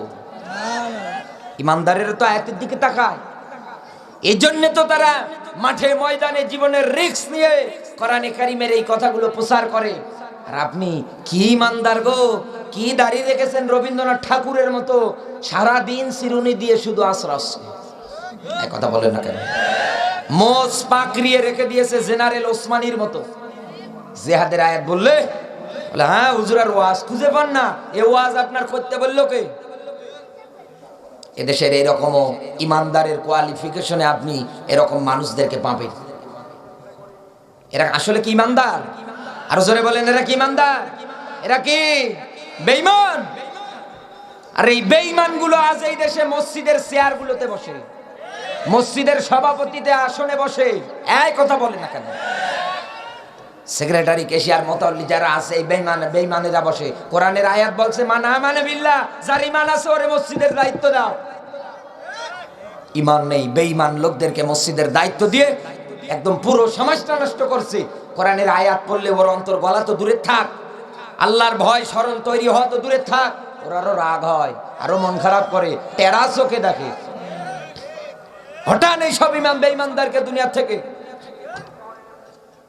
আপনি পদে পদে কোরআনের আয়াত অস্বীকার করবেন, আপনি পদে পদে কোরআনের বিধান প্রতিষ্ঠিত হতে দেবেন না। দিন কিন্তু এটাই শেষ না, দিন একদিন, আরো জোরে বলেন, দিন কিন্তু এটাই শেষ না, দিন আসবে। আমার বন্ধুরা, এই পৃথিবীর ময়দানে আপনি বুঝতে পারলেন, দুনিয়ার ময়দানে খাঁটি মুমিন ইমানদার যেটা, মালিকের নাম যখন উচ্চারণ হবে সঙ্গে সঙ্গে তারা আল্লাহর অন্তঃকরণে, আল্লাহর ভয় ভীতি তৈরি হয়ে যাবে তাদের অন্তঃকরণে। আর এই ভয় ভীতি তৈরি হওয়ার মাধ্যমে তারা তাদের জীবনটাকে সংশোধন করতে শুরু করে দেবে। হাউমাউ করে কাঁদবে আর ডাক দিয়ে বলবে, মালিক আমি এ কি করলাম, আমি এ কি করলাম। বিশ্ব নবীকে আমার মারার যখন প্রাণ পরিকল্পনা আবু জাহেল তৈরি করে দিলেন, ডাক দিয়ে বললেন, কে পারবা মোহাম্মদকে মারার জন্যে? ট্রাইব্যুনাল গঠন করতেছে দারুন না দোয়ায়। এমন সময় হযরত ওমর তরবারি নিয়ে দাঁড়ালেন। বিশ্ব নবীর অপরাধ আমি আগেই বলেছি, একটা মাত্র অপরাধ, সেটা হচ্ছে দিন কায়েমের আন্দোলন করা। এই জমিনের মধ্যে দিন প্রতিষ্ঠিত হবে। এই কারণে আমার বন্ধুরা ভালো করে খেয়াল করবেন, আবু জাহেল নবীজিকে দুনিয়া থেকে বিদায় করবে। বিদায় করার জন্য ডাক দিয়ে বললেন, কে পারবা মুহাম্মদকে হত্যা করতে? হযরত ওমর ওই সময় তিনি সন্ত্রাসীদের তালিকায় 1 নম্বরে ছিলেন। এত বড় সন্ত্রাসী, সঙ্গে সঙ্গে লাভবাহিক লাভ দিয়ে তরবারি নিয়ে দাঁড়িয়ে গেলেন। ডাক দিয়ে বললেন, আমি পারবো, আমি পারবো মুহাম্মদকে মারতে। ঠিক আছে, তরবারি নিয়ে দৌড়াচ্ছে শুধু সামনের দিকে। আল্লাহর নবী মুহাম্মদুর রাসূলুল্লাহকে হত্যা করবে। তাই পথে একজনের সঙ্গে দেখা, ডাক দিয়ে বললেন কোন জায়গায় যাও? বলে আব্দুল্লাহর বেটা মুহাম্মদকে হত্যা করতে যাই, তার কল্লা কাটতে যাই। ডাক দিয়ে বললেন ওমর, হত্যা তো যাকে করতে যাও তার হাতে হাত রেখে তোমার ভগ্নিপতি যারা আছে ওরা তো ইসলাম গ্রহণ করেই ফেলেছে, আগে নিজের ঘর সামলাও, এরপরে মুহাম্মদকে মারতে যাও। হযরত ওমর কথা শোনার সঙ্গে সঙ্গে রাগ যা আছে আরো বেড়ে গিয়েছে। চিন্তা করছে এত বড় সাহস, ইসলাম গ্রহণ করার শখ মিটিয়ে দেব। এক দৌড়ে চলে গেলেন, গিয়ে তাকিয়ে দেখছেন তারা কোরআন পড়ছে। ওই সময় ব্যাখ্যা যারা করেছেন এইভাবে, ওই সময় তারা কোরআনে কারিমের সূরা তাহা তেলাওয়াত করতেছিলেন। তাহা মা আনজালনা আলাইকাল কুরআনা লিতাশকা। ধারাবাহিকতায় কোরআনের আয়াতগুলো যখন তেলাওয়াত করতেছিলেন, হযরত ওমর গিয়ে তাদেরকে প্রহার করলেন, আঘাত করলেন। ডাক দিয়ে বললেন এটা কি পড়ো, এটা পড়া বন্ধ করে দাও। এক বাক্যে তারা আওয়াজ দিয়ে দিলেন, দেখেন যে যদি মারতে মারতে আমাদের মেরেও ফেলেন তারপরেও আমরা এই দিনের পথ থেকে ফিরে আসব না। সত্যিকারের ইমানদার তো এটা, ইমানের স্বাদ যখন একবার পেয়ে যাবে ফাঁসির মঞ্চে দাঁড় করাবে না, হাসবে, বুলেট দিয়ে মারার প্রাণ পরিকল্পনা তৈরি করবেন। ইমানদার যারা হবে সত্যিকারের, আল্লাহর নাম শুনলে যাদের অন্তরাত্মা কাঁপে, কোনদিন তারা বাতিলের কাছে মাথা নত করে না, করবে না। ডাক দিয়ে বলতেছেন আপনি যদি আমাদের মারতে মারতে মেরেও ফেলেন তারপরেও আমরা মাথা নত করব না, দিন থেকে ফিরে আসব না।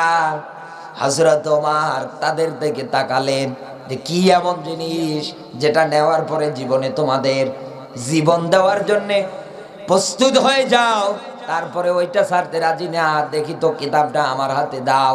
বলে এইভাবে দেওয়া যাবে না, আপনি পবিত্রতা অর্জন করে আসেন।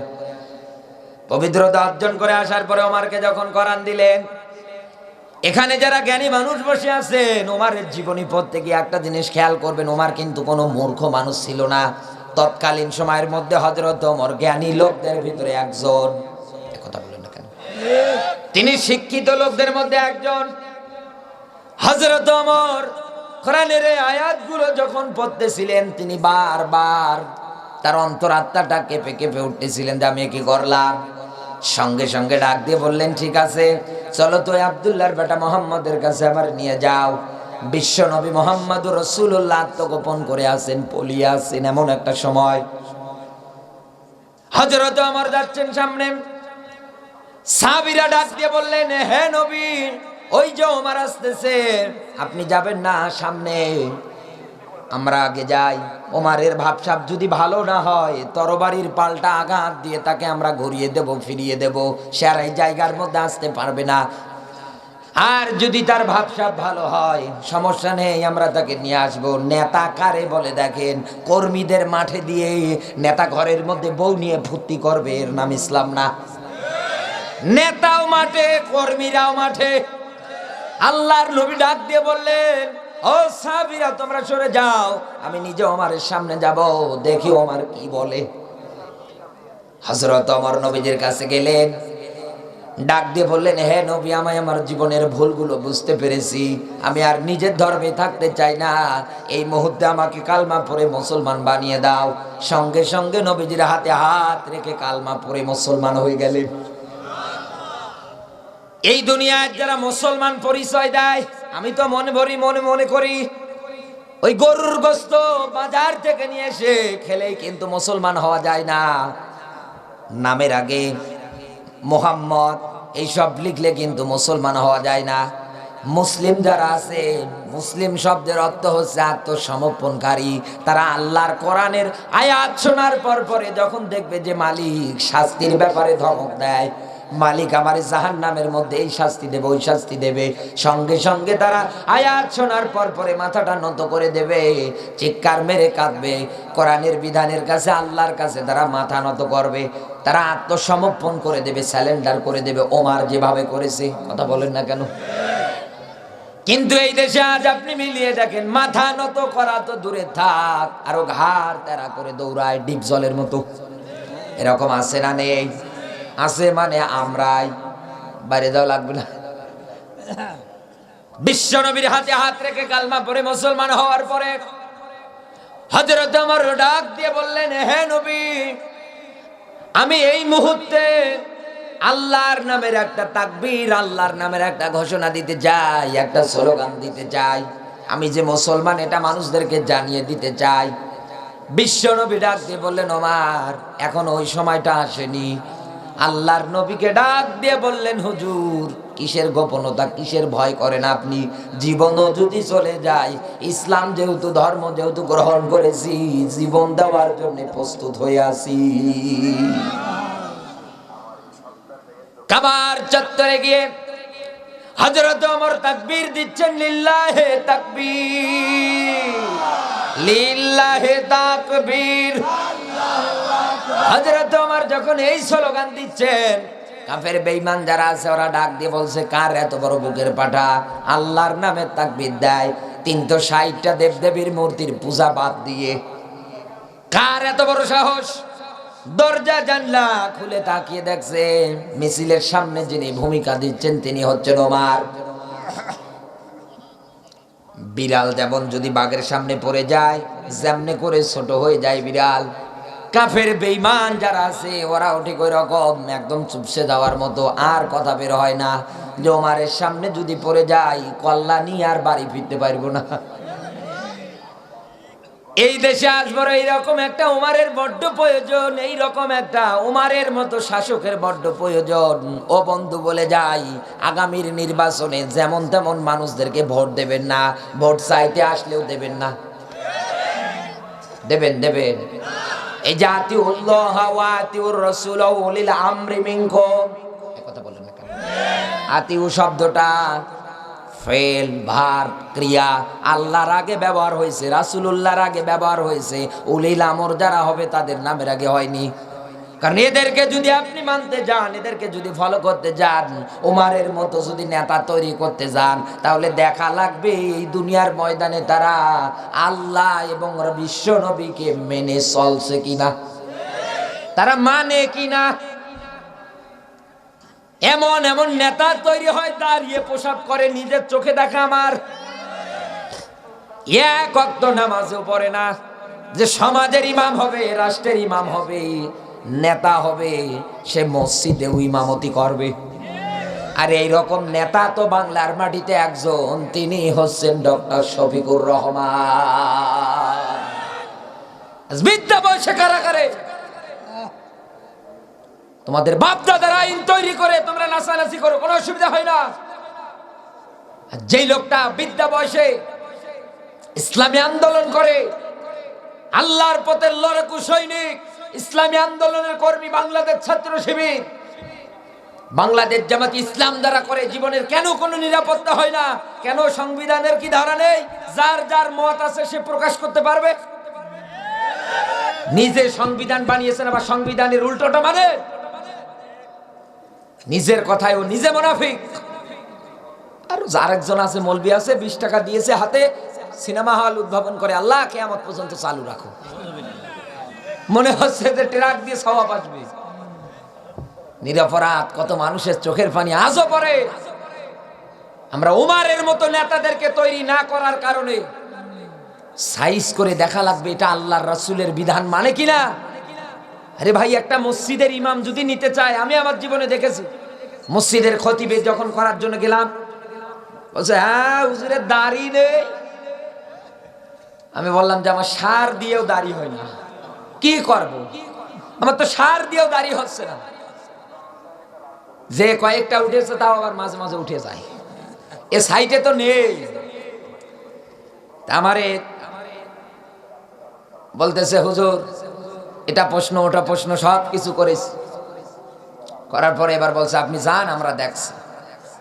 একটা সমাজের মসজিদের ইমাম নিয়োগ করার ক্ষেত্রে দেখা যায় কি হুজুরের দাড়ি আছে কিনা, আপনি কোরআন পড়তে পারেন কিনা, কিরকম ওয়াজ করতে পারেন, কিরকম মাসলা মাসাইল জানেন, সব থিসিস করে দেখছেন, আপনি গবেষণা করে আগেই মনের ভিতর সেট করে রেখেছেন, হুজুর আসলে এই জিজ্ঞাসা হবে। আর কেন আপনার কাছে যে ভোট চাইতে আসে, ওরে আপনি হুজুর ফরজ কয়টা জিজ্ঞেস করেছেন জীবনও? ফরজ গোসল যে কেমনে দিতে হয় অনেক নেতা জানে না। জিজ্ঞেস করেছেন কোনদিন? করেননি। কি করে? ভোট চাইতে আসে, দিয়ে দেয়। সমাজের এই পরিবর্তন আজ হয় না কেন? আমাদের কারণে, আমাদের অশব্দতার কারণে, আমরা অলস হওয়ার কারণে, কোরআনের আয়াত থেকে মুখ ফিরে নেওয়ার কারণে, অতীতের ইতিহাস ভুলে যাওয়ার কারণে আজ এমন এমন মানুষগুলোকে আমরা ভোট দিয়ে, রায় দিয়ে, সমর্থন দিয়ে চেয়ারে বসাই, যারা জনগণের হকটা পর্যন্ত বোঝে না, নিজের বাবার মনে করে পকেটে ঢোকায়। রাস্তা তো রাস্তা না, মনে হয় ডেলিভারি রোড। ওমর তো নেতা হয়েছিলেন, ইসলামের দ্বিতীয় খলিফা হযরত ওমর। কি রকম নেতা? আপনি বের হলে পুলিশ লাগে। কাকু আপনার শরীর চলে না, আপনি মাঠে এসে বলেন খেলা হবে, কথা বলেন। কাকু আপনার শরীর চলে না, আপনি হাঁটতে পারেন না, আপনি সোজা হয়ে দাঁড় হতে পারেন না, ভালো করে কোমর এরকম বাঁকা হয়ে যায়, ও বলছে খেলা হবে। আসেন তো, আপনি খেলবেন কেমন করে দেখেন। হাসতে হাসতে মাঝে মাঝে গাড়িতে যখন এই সমস্ত ভিডিও আসে, চিন্তা করি আল্লাহ, এলাকা মানুষ না কলেরা? আচ্ছা, খেলার জন্য তো শরীর চলা লাগবে নাকি? শরীর চলা লাগবে না? কাকু তুমি তো একা ময়দানে আসতে পারো না, তোমার বডিগার্ড লাগে, পুলিশ লাগে, এটা লাগে, ওটা লাগে, কথা বলেন না। আর ওমর এমন নেতা দেখেন, ইসলামী শাসক এমন। রোম দেশ থেকে একজন দেখা করার জন্য ওমরের কাছে এসেছে। আসার পরে একজনকে পেয়েছে, ডাকতে বলছে, তোমাদের খলিফা ওমর কোন জায়গায়? বলছে কেন? বলছে আমি তোর সঙ্গে দেখা করতে এসেছি, আমি একজন বিদেশি মেহমান। বলছে তোমাদের ওমরের যে রাতে থাকার যে রাজপ্রাসাদ, সেটা কোন জায়গায়? কিসের রাজপ্রাসাদ? এই যে মাটির ঘরটা দেখছো না, এখানে আমাদের খলিফা ওমর ঘুমায়। আশ্চর্য হয়ে চিন্তা করছে যে এই মাটির ঘরে খলিফা থাকে। এরপরে বলছে যে তাহলে ওমর কোন জায়গায় গিয়েছে, তার বডিগার্ড, তার সৈন্যবাহিনী কোথায়? বলছে এ দেশের খলিফা যিনি, তার কোনো বডিগার্ড লাগে না, কোনো সেনা সদস্য নেই, তার কোনো পুলিশ নেই, কোনো বডিগার্ড লাগে না, তিনি রাস্তা দিয়ে বের হলেও লাগে না। তার উটটা হারিয়েছে, তিনি খোঁজার জন্য একাই গিয়েছে। চিন্তা করছে আল্লাহ, দেশের প্রেসিডেন্ট উট হারিয়েছে, খোঁজার জন্য বের হয়েছে। কোন দিকে গিয়েছে? বলে ওই যে মরুভূমির দিকে গিয়েছে। হযরত ওমর একটা গাছের নিচে এই হাত দুটো পিছনে দিয়ে আরাম ফরমাচ্ছে। লোকটা সামনে গিয়ে দাঁড় হয়ে ওমরের দিকে অবাক দৃষ্টিতে তাকিয়ে আছে। আরে দেশের প্রেসিডেন্ট মরুভূমিতে শুয়ে আছে, কোনো বডিগার্ড নেই, কোনো পাহারাদার নেই, কেউ নেই, কেউ তার ক্ষতি করে না, কেউ তাকে মারতে আসে না। এ কেমন নেতা? হযরত ওমরের ঘুম যখন ভেঙে গেলেন, ডাক দিয়ে বললেন, ভাই আপনি কি, আপনাকে তো দেখে মনে হয় না আপনি আমার দেশের লোক। ডাক দিয়ে বলছে, আমি একজন বিদেশি মেহমান, কিন্তু আপনার দেখে অবাক হয়ে যাচ্ছে ওমর। আমি বুঝতে পেরেছি জনগণের যে অধিকার, তুমি একটাও বাকি রাখো না, তুমি সঠিক কায়দায় জনগণের মাঝে বন্টন করে দাও। এই জন্য তোমার প্রতি কারো আক্রমণ নেই, তোমার প্রতি কারো হিংসা নেই। নেতা পেট বানিয়েছে গর্ভবতী মহিলার মতো, ময়দান মাঠ পেলে ওই রে চিল্লাই গো। কিছু নারীদেরকে পিছনে নেয়, ব্যানার হাতে দিয়ে বলে তোরা শুধু চিল্লাবি, 500 টাকা করে দেবো, সমান অধিকার চাই, সমান অধিকার চাই। এরকম শুধু করে খালি চিল্লাবি। মহিলারাই টাকার লোভে পরে চিল্লাচ্ছে, একটা করে গেঞ্জি গায়ে দিয়ে। এই কথা বলেন না কেন? সামসা কিছু পোশাক কুকুর রেখেছে, ওরাও চিল্লাচ্ছে। চিল্লে টিল্লে নেতা এবার বাড়ি গিয়েছে। নেতার গাটা একটু গরম, জ্বর আসবে মনে হয়, একটু গাটা গরম। চিন্তা করছে জ্বর আসবে, যে কাকুর মতো এমনি শরীর চলে না, আরো যদি আরো মরে যাবে। চিন্তা করছে না, ডক্টরের কাছে যাই। ডক্টরের কাছে যাওয়ার পরে রক্ত পরীক্ষা করেছে, এরপরে বলছে প্রসাব নিয়ে আসলে ভালো হয়। প্রসাবটা নিয়ে আসে, প্রসাব করে রেখেছে যে বিকালবেলা নিয়ে যাবে। ওর বউ ঘর ঝাড়ু দিতে গিয়ে আল্লাহর হস্তে প্রসাবটা গিয়েছে পরে। নেতার বউ চিন্তা করেছে, এমনি যে পিটায় গো আমার, আরো এই প্রসাব পরে গিয়েছে, আমার আজকে 12টা বেজে যাবে, আমার আজ মেরে ফেলবে। কি করি, পাই কোন জায়গায়? তাড়াতাড়ি নিজে প্রসাব করে রেখে দিয়েছে। নেতা ওইটা হাতে নিয়ে যাচ্ছে এবার ডাক্তারের কাছে, ডায়াগনস্টিক সেন্টারে পরীক্ষা নিরীক্ষা হয়। পরীক্ষা নিরীক্ষা করার পরে রিপোর্ট এসেছে। নেতা একবার বসে আছে ওই জায়গার মধ্যে, ডাক্তার একবার রিপোর্টের দিকে তাকায় আর একবার ওর দিকে তাকায়, একবার তাকায় এদিকে আর একবার চিন্তা করছে আমি বাঁচবো না মনে হয়। ডাক্তার বলছে স্যার এর রিপোর্টে কি দেখছি আমি, আপনি বাঁচবেন কিনা জানি না, তবে আপনার কেবল 9 মাস। চিন্তা করছে আল্লাহ ইয়ে কি বলছে। হ্যাঁ এই দেখেন রিপোর্ট, রিপোর্টে কোনো ভুল নেই, অন্য 10টা ডাক্তারকে দেখাবেন একই কথা বলবে। নেতা রিপোর্ট নিয়ে বাড়ি, মহা টেনশনে বাড়ি আসতেছে। আসার পরে বউরে ডাক দেবে, ও বউ গো, সন্তান জন্ম দিতে কিরকম কষ্ট হয় আমার একটু বলো তো। এই দেশের মায়েরা 500 টাকার লোভে পড়ে গেঞ্জি গায়ে দিয়ে, এই দেশের বোনেরা, এই দেশের যুবকেরা লাল পানি গাঞ্জার নিশায় পড়ে তোমরা আজ যাদের পিছনে স্লোগান দিচ্ছ, এরা তো এরকম, এরা শুধু তোমাদের ব্যবহার করে, কোনো দিন কোনো জায়গায় মেয়েদেরকে সমান অধিকার দিতে পারবে না। ইসলাম কত সুন্দর বিধান দিয়েছে নারীদের জন্য। অতীতের ইতিহাস দেখেন, জন্মগ্রহণ করলেই পরে আসাদ দিয়ে মেরে ফেলতো। আর ইসলাম কত সুন্দর বিধান দিলেন, বিয়ে করতে গেলে মহারণা দেওয়া লাগবে। ও মায়েরা, একদিনও তো দেখলাম না বেনার হাতে নিয়ে বোরকা পরে রাজপথে নেমে সংসদের সামনে দাঁড়িয়ে একটা বারের জন্য তো আপনারা আন্দোলন করলেন না। ইসলামী আইন দিয়েছে আমাদের মহারণা ফরজ, যুবকেরা বিয়ে করতে আসলে মহারণা নিয়ে আসবে, এই আইন আমরা চাই। এই আইন চাই না, ওরা চাই সমান অধিকার চাই। মায়েদের আজ বড্ড জ্ঞানের অভাব, যার কারণে সব জায়গায় আজ মাইর খেয়ে যাচ্ছে। আমার বন্ধুরা খেয়াল করবেন, বিশ্ব নবীর হাতে হাত রেখে মুসলমান হওয়ার পর পরে ওমর তার রাষ্ট্রটা এত সুন্দর করে চালালেন।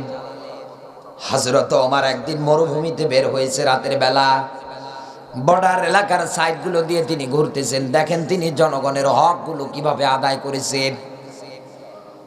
এমনি তারা দুনিয়ায় বেঁচে থাকাকালীন অবস্থায় জান্নাতের সার্টিফিকেট পায় না। ও বন্ধু, ভালো করে খেয়াল করবেন, যেই লোকটা ইসলাম গ্রহণ করার আগে সন্ত্রাসীদের গডফাদার ছিলেন, ট্রাইব্যুনাল গঠন করে বললেন কে পারবা মোহাম্মদকে মারতে, একবারে দাঁড়িয়ে গেলেন তরবারি নিয়ে, এত বুকে সাহস। এই লোকটা ইসলাম গ্রহণ করার পর পরে কোরআনের কাছে আসার কারণে আমার আল্লাহ এতভাবে হেদায়েত তাকে দিয়ে দিয়েছেন, জান্নাতি মানুষদের তালিকায় ওমরও কিন্তু একজন। কথা বলেন না কেন? বর্ডার এলাকার সাইডগুলো দিয়ে তিনি রাতের বেলা ঘুরতেছেন, ঘুরে ঘুরে বেড়াচ্ছেন। অন্য দেশ থেকে একজন মা তার সন্তানাদিদের সহ মুসলিমদের নগরীতে প্রবেশ করেছে সবে মাত্র। রাত গভীর, ঘরের মধ্যে কোনো খাবার নেই। হযরত ওমর তাকিয়ে দেখছে বাইরে থেকে কান্নার আওয়াজ ভেসে ভেসে আসতেছে।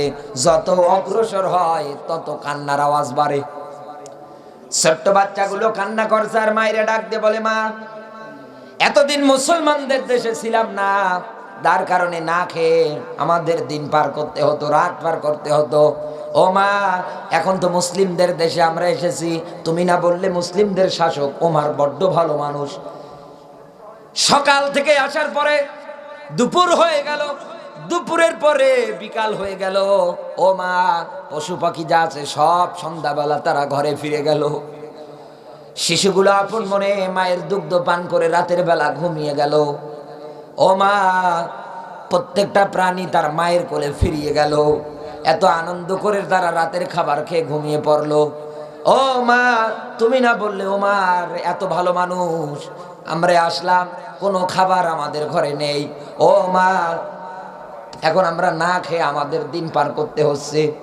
মা এই সন্তানের মুখে কথাগুলো শোনার পর পরে বুঝ দেওয়ার জন্য একটা পাতিল নিলেন, এরপরে ওই জায়গায় কিছু পানি দিলেন, দেওয়ার পরে ওই জায়গার মধ্যে পাথর উঠিয়ে দিলেন, আগুনের তাপ বাড়িয়ে দিলেন। ও বাংলার মুসলমানেরা, বিবেকের কাছে বুদ্ধি খাটিয়ে বলেন তো, পাথর কি কোনোদিন খাওয়া যায়? দিয়ে তাপ দেন, পানি দিয়ে তাপ দেন, কোনোদিন কি গলবে? না, গলার মতো কোনো সম্ভাবনা নেই। হযরত ওমর কথোপকথনগুলো শুনলেন, এরপর পরে হযরত ওমর এক দৌড়ে চলে গেলেন বাইতুল মালের কাছে, ডাক দিয়ে বললেন, আসলাম রে, এই মুহূর্তে তরি তরকারি যা আছে সবগুলো পোটলার মধ্যে তোমরা ভরিয়ে ফেলো, জলদি করে পোটলা তৈরি করো। আমি যে দৃশ্য দেখে এসেছি, না জানি কখন আমার জানটা কবজ হয়ে যায়। আমি ওমর যদি এই অবস্থায় মারা যাই আর ওই লোকগুলো যদি খাবার না পায়, কিয়ামতের দিন ওরা আমার বিরুদ্ধে মামলা দেবে।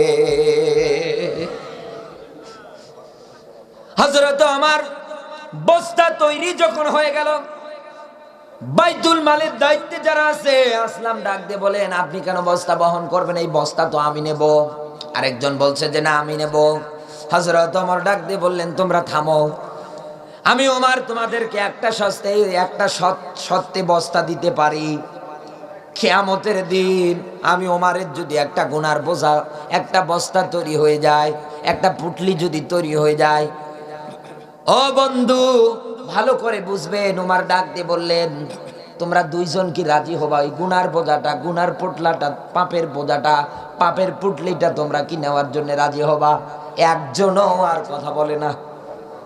হযরত ওমর নিজেই এবার বস্তাটা ঘাড়ে নিলেন, নেওয়ার পর পরে তরি তরকারি নিয়ে ছুটলেন, এরপরে খাবার নিয়ে গেলেন, নিজে তরকারি কাটতে সাহায্য করলেন, রুটি বানালেন, এরপরে বাচ্চাদের কাছে নিয়ে তরকারিতে লাগায়, ছোট্ট বাচ্চাদের মুখের মধ্যে উঠিয়ে উঠিয়ে দেয়। হযরত ওমরের চোখ থেকে দর দর দর দর করে পানি ঝরছে। খলিফাতুল মুসলিমিন হযরত ওমর পরিচয়টা দিলেন না। মা ডাক দিয়ে বললেন, বাবারে, তোমার মতো ভালো লোক থাকলে ওমর নেতা হলো কেমন করে? হযরত ওমর ডাক দিয়ে বললেন, মা, আগামীকালকে রাজদরবারে আসেন। এই দেশের খলিফা ওমরের সঙ্গে আমার বড্ড মিল, আমার বড্ড ভালোবাসা, তিনি আমারে খুব ভালোবাসে, খুব মহব্বত করে। আপনি আসবেন, তরি তরকারি যা দেওয়া দরকার আরো আমি বাড়িয়ে দেব। মহিলা তার বাচ্চাটাকে কোলে নিয়ে আসলেন। আসার পর পরে একজনকে ডাক দিয়ে বললেন, এই দেশের খলিফা ওমর কোন জায়গায়? হযরত ওমর তখন কিছু সংখ্যক সাহাবীদেরকে নিয়ে মসজিদে নববীতে বসে আছেন। আঙ্গুল ইশারা করে ডাক দিয়ে বলছে, ওই যে দেখছো না, ওই যে ৩-৪ জনের মধ্যে যিনি সবচাইতে বেশি কথা বলতেছেন, উনি তো হচ্ছেন ওমর। মহিলাটা দৃষ্টি দেওয়ার সঙ্গে সঙ্গেই চিৎকার দিয়ে ডাক দিয়ে বলে, আল্লাহ, এই লোকটাই তো রাতের বেলা আমার ঘরে খাবার পৌঁছে দিয়ে এসেছে। আমি কত কথা তাকে বলেছি, না, তার সামনে যাওয়া আমার ঠিক হবে না, আমি কেমন করে তাকে মুখ দেখাবো? এই কথা বলার পর পরে মহিলা যখন বাড়ির দিকে হাঁটা দিয়েছে, বাড়ির দিকে যখন রওনা দিয়েছে, হযরত ওমর দেখতে পেয়েছেন। তিনি এক দৌড়ে ওখান থেকে বের হয়ে আসলেন, ডাক দিয়ে বললেন, মা, আপনি যাবেন না, আপনি দাঁড়ান। আমি ওমর সঠিক সময়ে আপনাদের কাছে খাবার পৌঁছে দিতে পারিনি, এই জন্য যদি আমার প্রতি রাগ হয়ে থাকে, ও মা, আমি আমার এই জুব্বা জামাটা খুলে দিচ্ছি, সাবু খাতে দিচ্ছি, এরপরে আমার শরীরে আপনি প্রহার করেন, রাগটা দূর করে ফেলেন। ও মা, হাত জোর করে বলছি, তারপরেও আল্লাহর কাছে নালিশ দিয়েন না। কারণ ওমর জানতো খাবার না পেয়ে রাষ্ট্রের এই জনগণগুলো সরকারের কাছে এতিম অবস্থায় থাকে, কখন অনুদান আসবে? কথা বলেন না কেন? রাষ্ট্রের এই জনগণগুলো সরকারের কাছে এতিম। হযরত ওমর বুঝতে পেরেছেন যে আসলেই তো আমি সঠিক কায়দায় খাবার পৌঁছে দিতে পারিনি, খোঁজ খবর ওইভাবে নিতে পারিনি। ও মা, তোমার কাছে আরজি, কিয়ামতের ময়দানে আমি ওমরকে তুমি কাঠগড়ায় দাঁড় করিও না, আসামির কাঠগড়ায় যেন আমার দাঁড় হতে না হয়। আল্লাহর হস্তে মেহেরবানি করি, তুমি আমারে মাফ করে দাও। এর নাম হচ্ছে নেতা। সামনে নির্বাচন, এইরকম নেতাদেরকে আপনি আসন দেন, এরকম নেতাদেরকে আপনি ভোট দেন, এরকম রায় সমর্থন দেন। যদি এরকম নেতা না পান, ভোট দেওয়ারই দরকার নেই। কেন দেবেন? কোন ছাগল পাগলকে কেন দেবেন বলে? ভোট কিন্তু যেমন তেমন জিনিস না। একজন চিটার, একজন বাটপারকে ভোট দিয়ে, রায় দিয়ে, সমর্থন দিয়ে চেয়ারে বসালেন, সে নিরপরাধ মাজলুম আলেমদেরকে যদি জেলখানায় বন্দী করে তার ক্ষমতার দ্বারা, পাওয়ারের দ্বারা, আপনি দুনিয়ার থেকে ট্রান্সফার বিদায়, আজরাইল আপনাকে একদম পাকড়াও করে ফেলেছে, ধরে ফেলেছে। এই যে দুই পাশে কবরস্থান, এই জায়গায় আপনার দাফনটা হয়ে গেল। আপনি কবরে শুয়ে আছেন, এই রায় এই সমর্থন দিয়ে এই চোর এই চিটার এই বাটপারকে ক্ষমতার আসনে বসালেন, নিরপরাধ মানুষদের উপরে জুলুম করতেছে।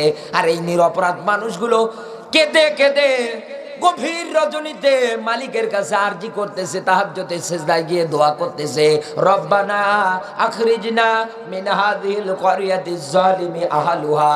ও মালিক, তোমার পক্ষ থেকে একজন বন্ধু পাঠাও, একজন সাহায্যকারী পাঠাও, যিনি আসার পর পরে আমাদেরকে জালেমের এই জুলুম থেকে হেফাজত করবে।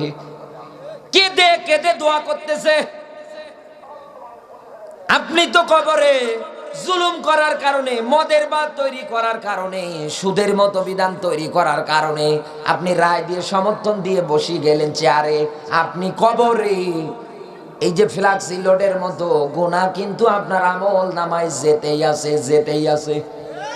এই কথা বলেন না কেন? হয়তো অনেকে মন খারাপ করতেছেন এই কথাটা। ভোট একটা আমানত, ভোট একটা, আরো জোরে বলেন, এই আমানত নেওয়ার পরে যারা খেয়ানত করে, যারা সঠিক পন্থায় ব্যবহার করে না। আর কোরআনের আয়াত তো বলেই দিয়েছে, আল্লাহরে যদি মানে, রাসূলরে যদি মানে, তাহলে ওরে ভোট দাও, ওরে রায় দাও, ওরে নেতা বানাও।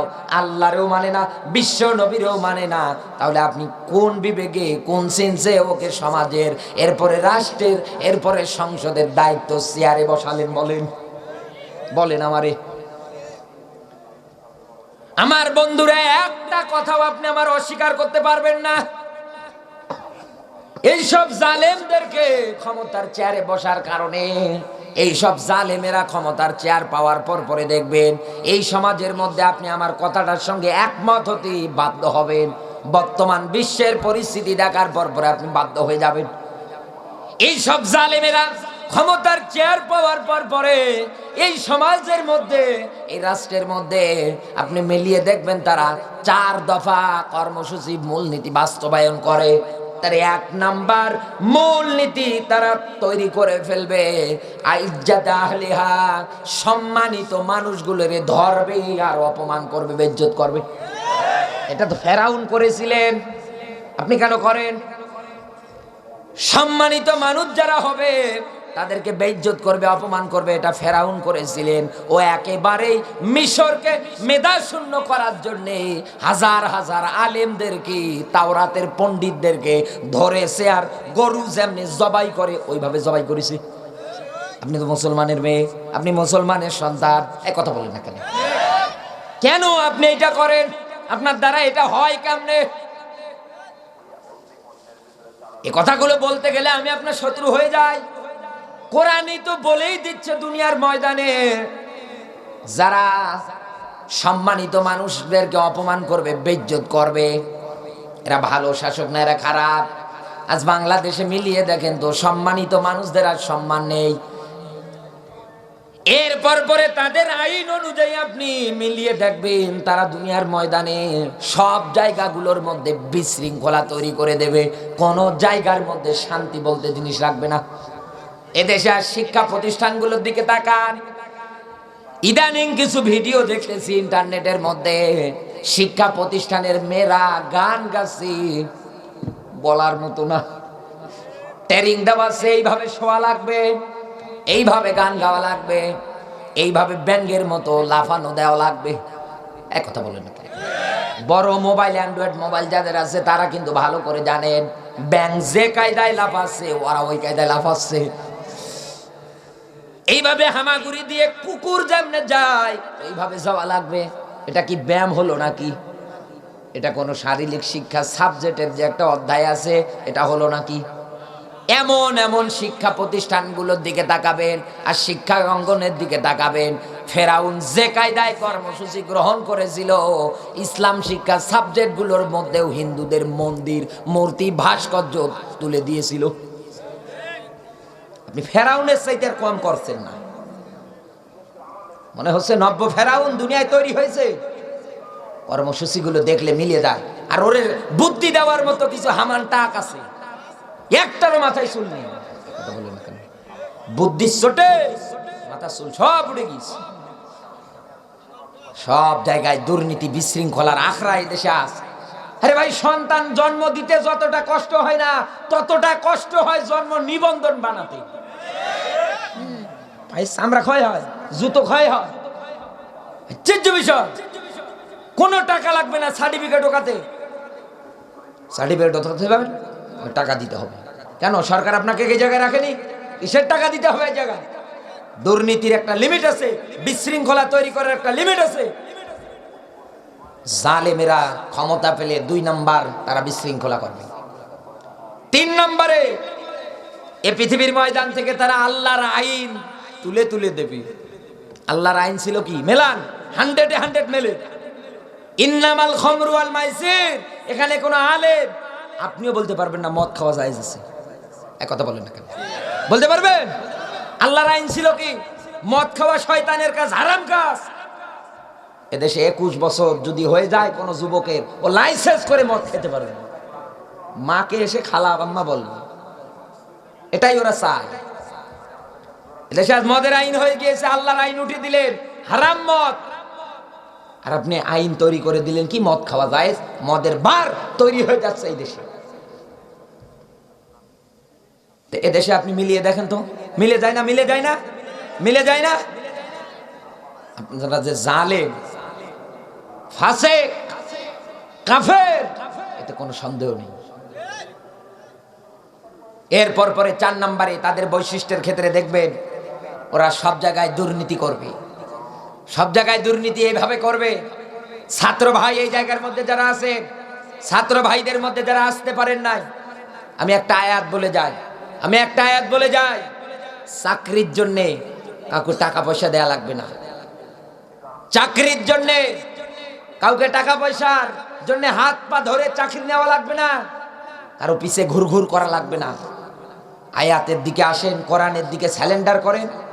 কোরআন আপনাকে এমন রিজিকের ব্যবস্থা করে দেবে যা আপনি কল্পনাও করতে পারবেন না। কোরআন বলছেন লা ফাতাহনা আলাইহিম বারাকাতিম মিনাস সামাই ওয়াল আরদ। ঈমান আনো, আমাকে ভয় করো, ওই অনুযায়ী জীবনটা সেট করো। আমি আল্লাহ পাক তোমাদেরকে বলতেছি, আসমান দেখো, জমিন দেখো, যত বরকতের দরজা আছে সব উন্মুক্ত করে দেব। এখানে কুরো শব্দ আছে, কুরো 3টা অর্থ আছে। গ্রাম, জনপদ, শহর, যে কোনো একটা আপনি ব্যাখ্যা করতে পারবেন।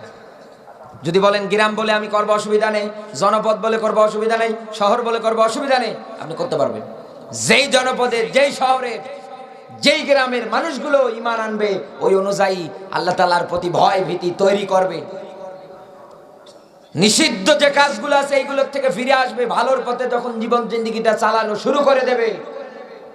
এই দুনিয়ার ময়দানে মালিক বলছেন, বান্দা জানো তোমার জন্য আমি আসমান এবং জমিনের যত বরকতের দরজা আছে সব উন্মুক্ত করে দেব। যারা দুর্নীতি করে, মানুষকে চাকরি দেওয়ার কথা বলে, লক্ষ লক্ষ টাকার যারা হাতিয়ে নেয়, যোগ্য স্টুডেন্টদের যারা চাকরি দেয় না এই টাকার কারণে, এরকম দুর্নীতি, চিটারি, বাটপারি এই দুনিয়ার যারা জালেম, ওরাই করতে পারে। জালেম যে আপনারা, এতে কোনো নিঃসন্দেহ আরো জোরে বলেন আছে নেই। এবার আসেন আর একটা ব্যাখ্যা দিচ্ছি। বিরক্ত হচ্ছে? সর্বোচ্চ আর আধা ঘন্টা চালাবো ইনশাআল্লাহ। আমার বন্ধুরা,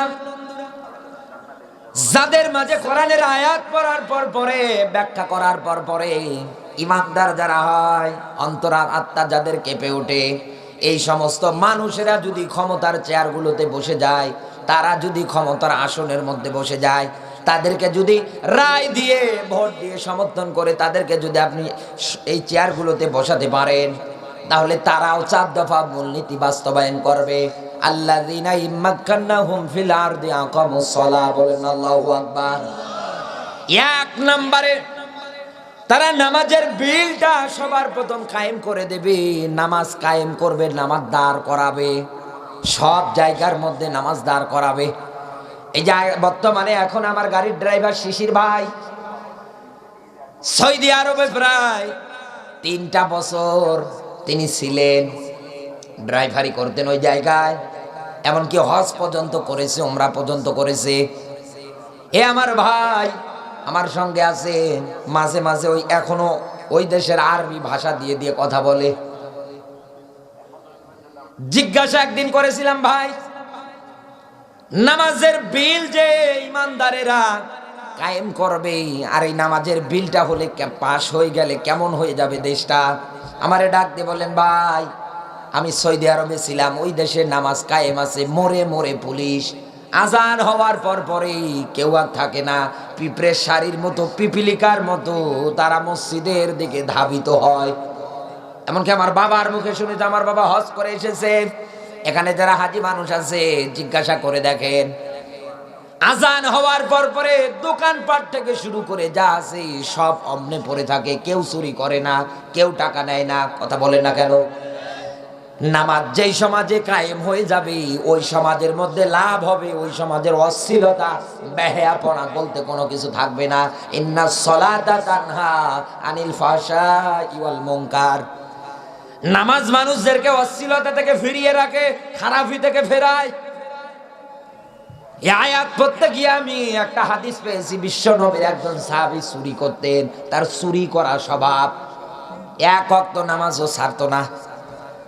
আল্লাহর নবীর সাহাবীরা এসে নালিশ দেয়, হ্যাঁ নবী অমুক লোকটা এরকম চুরি করছে, আবার দেখি এক ওয়াক্ত নামাজও ছাড়ছে না। বিশ্ব নবী ডাক দিয়ে বলেন, ও সাহাবীরা সে কি 5 ওয়াক্ত নামাজ পড়ে? বলে হ্যাঁ। এক ওয়াক্ত নামাজও কাজা করতে দেখলাম না কোনোদিন। ঠিক আছে, আমি নবী বললাম এই নামাজ তাকে একদিন না একদিন অন্যায়ের এই চুরির পথ থেকে তাকে ফিরিয়ে রাখবে। পরবর্তীতে দেখা গেল লোকটা চুরি থেকে নিজেকে শুধরিয়ে নিতে পেরেছে। আমার বন্ধুরা, ইমানদার যারা হবে চেয়ারগুলো যখন পাবে তারা নামাজের বিল এই কারণে পাশ করে দেবে, কারণ সমাজের অশ্লীলতা, অন্যায়, অবিচার, জুলুম, নির্যাতন বন্ধ করে তারা দেবে। এদেশে আমরা দেখেছিলাম করোনাকালীন সময় মাস্ক পরার আইনটা যখন বাধ্যতামূলক করে দিল, এই শাহজাদপুরের এই কি বলে ওটা, বেলগাছি নাকি? না না, বেলকুচি না, আমি যেখানে বাজারে আসলাম তালগাছি। এই তালগাছি উল্লাপাড়ার থেকে যে মেইন রোডটা এইদিকে এসেছে, ওই জায়গায় আপনি হাট বাজারও যদি করতে যান, মুরব্বিও যদি আপনি হন না কেন, পকেটে মাস্ক নিয়ে যাওয়া লেগেছে। কথা বলেন না কেন? মাস্ক ছাড়া কিন্তু যেতে পারেননি, শুধু পকেটে না মুখে দিয়ে যাওয়া লাগবে। আপনি যদি না যান পুলিশ আপনারে পেটাবে। ও বন্ধু, এই রকম করে যদি কোরআনের আইন দিয়ে যদি নামাজের বিলটা কায়েম করে দেয়, তাহলে এই দেশে আজান হওয়ার পর পরে একটা মসজিদও ফাঁকা থাকবে না। চোরেরা কেন এই আইন প্রতিষ্ঠিত করতে দেয় না জানেন? কারণ ওরা জানে সমাজের মানুষ যদি নামাজি হয়ে যায়, সমাজের মানুষগুলো যদি ভালো হয়ে যায়, আমরা যে চোর মানুষ ধরে ফেলবে, পায়ে জুতো মেরে সোজা করবে। এই জন্য তো বিধান কায়েম করতে দেয় না।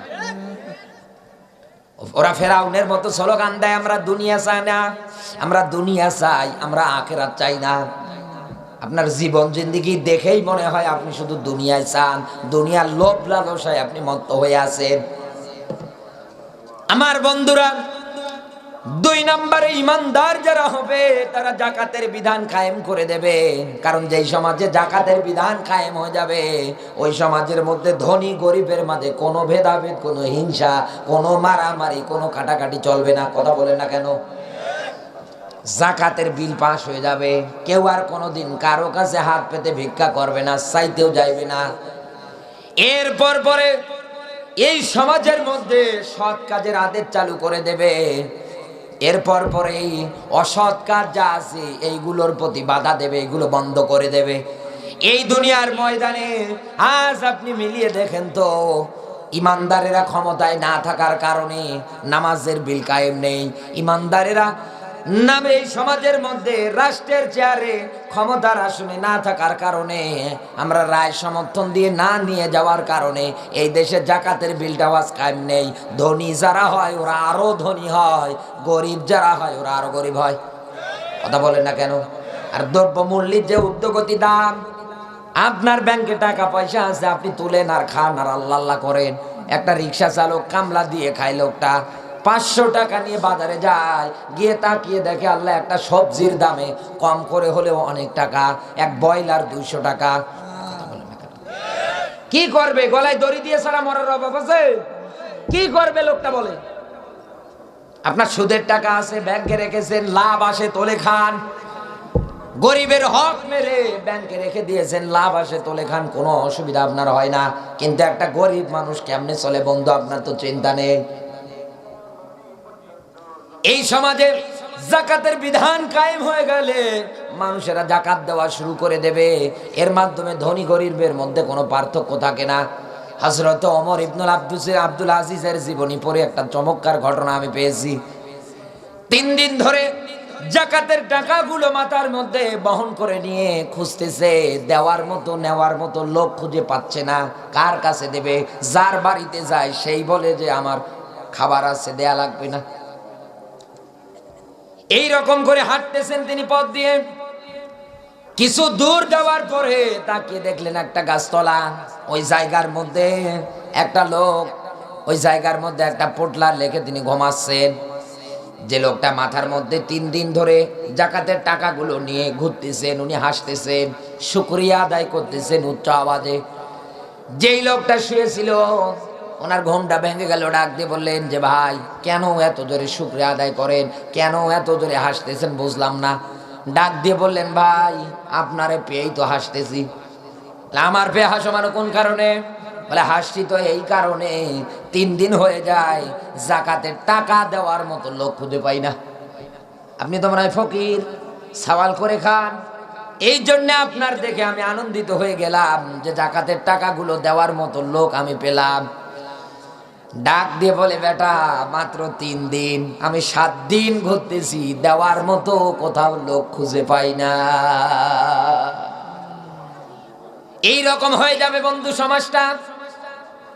আলেমেরা যা বলে খারাপ বলে না, আলেমেরা যা বলে, হুজুরেরা যা বলে ভালো বলে। আপনি মানতে পারেন না, কিয়ামতে জবাব দেবেন এইভাবে।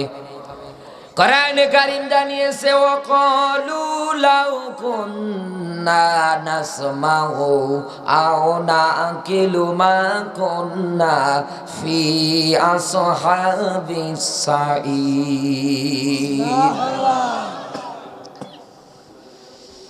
ওয়াকালু লাউ কুন্না নাসমাউ আও নাকিলু, কিয়ামতের দিন তারা ডাক দিয়ে বলবে, মালিক আমাদের ব্রেন বুদ্ধিটাকে যদি কাজে লাগাতাম, আলেম ওলামারা যে পথ দেখিয়েছিল এটা যদি শুনতাম, ওই অনুযায়ী যদি আমল করতাম, ও মালিক আজকে আমাদের এই সাইর নামক জায়গায় আসা লাগতো না।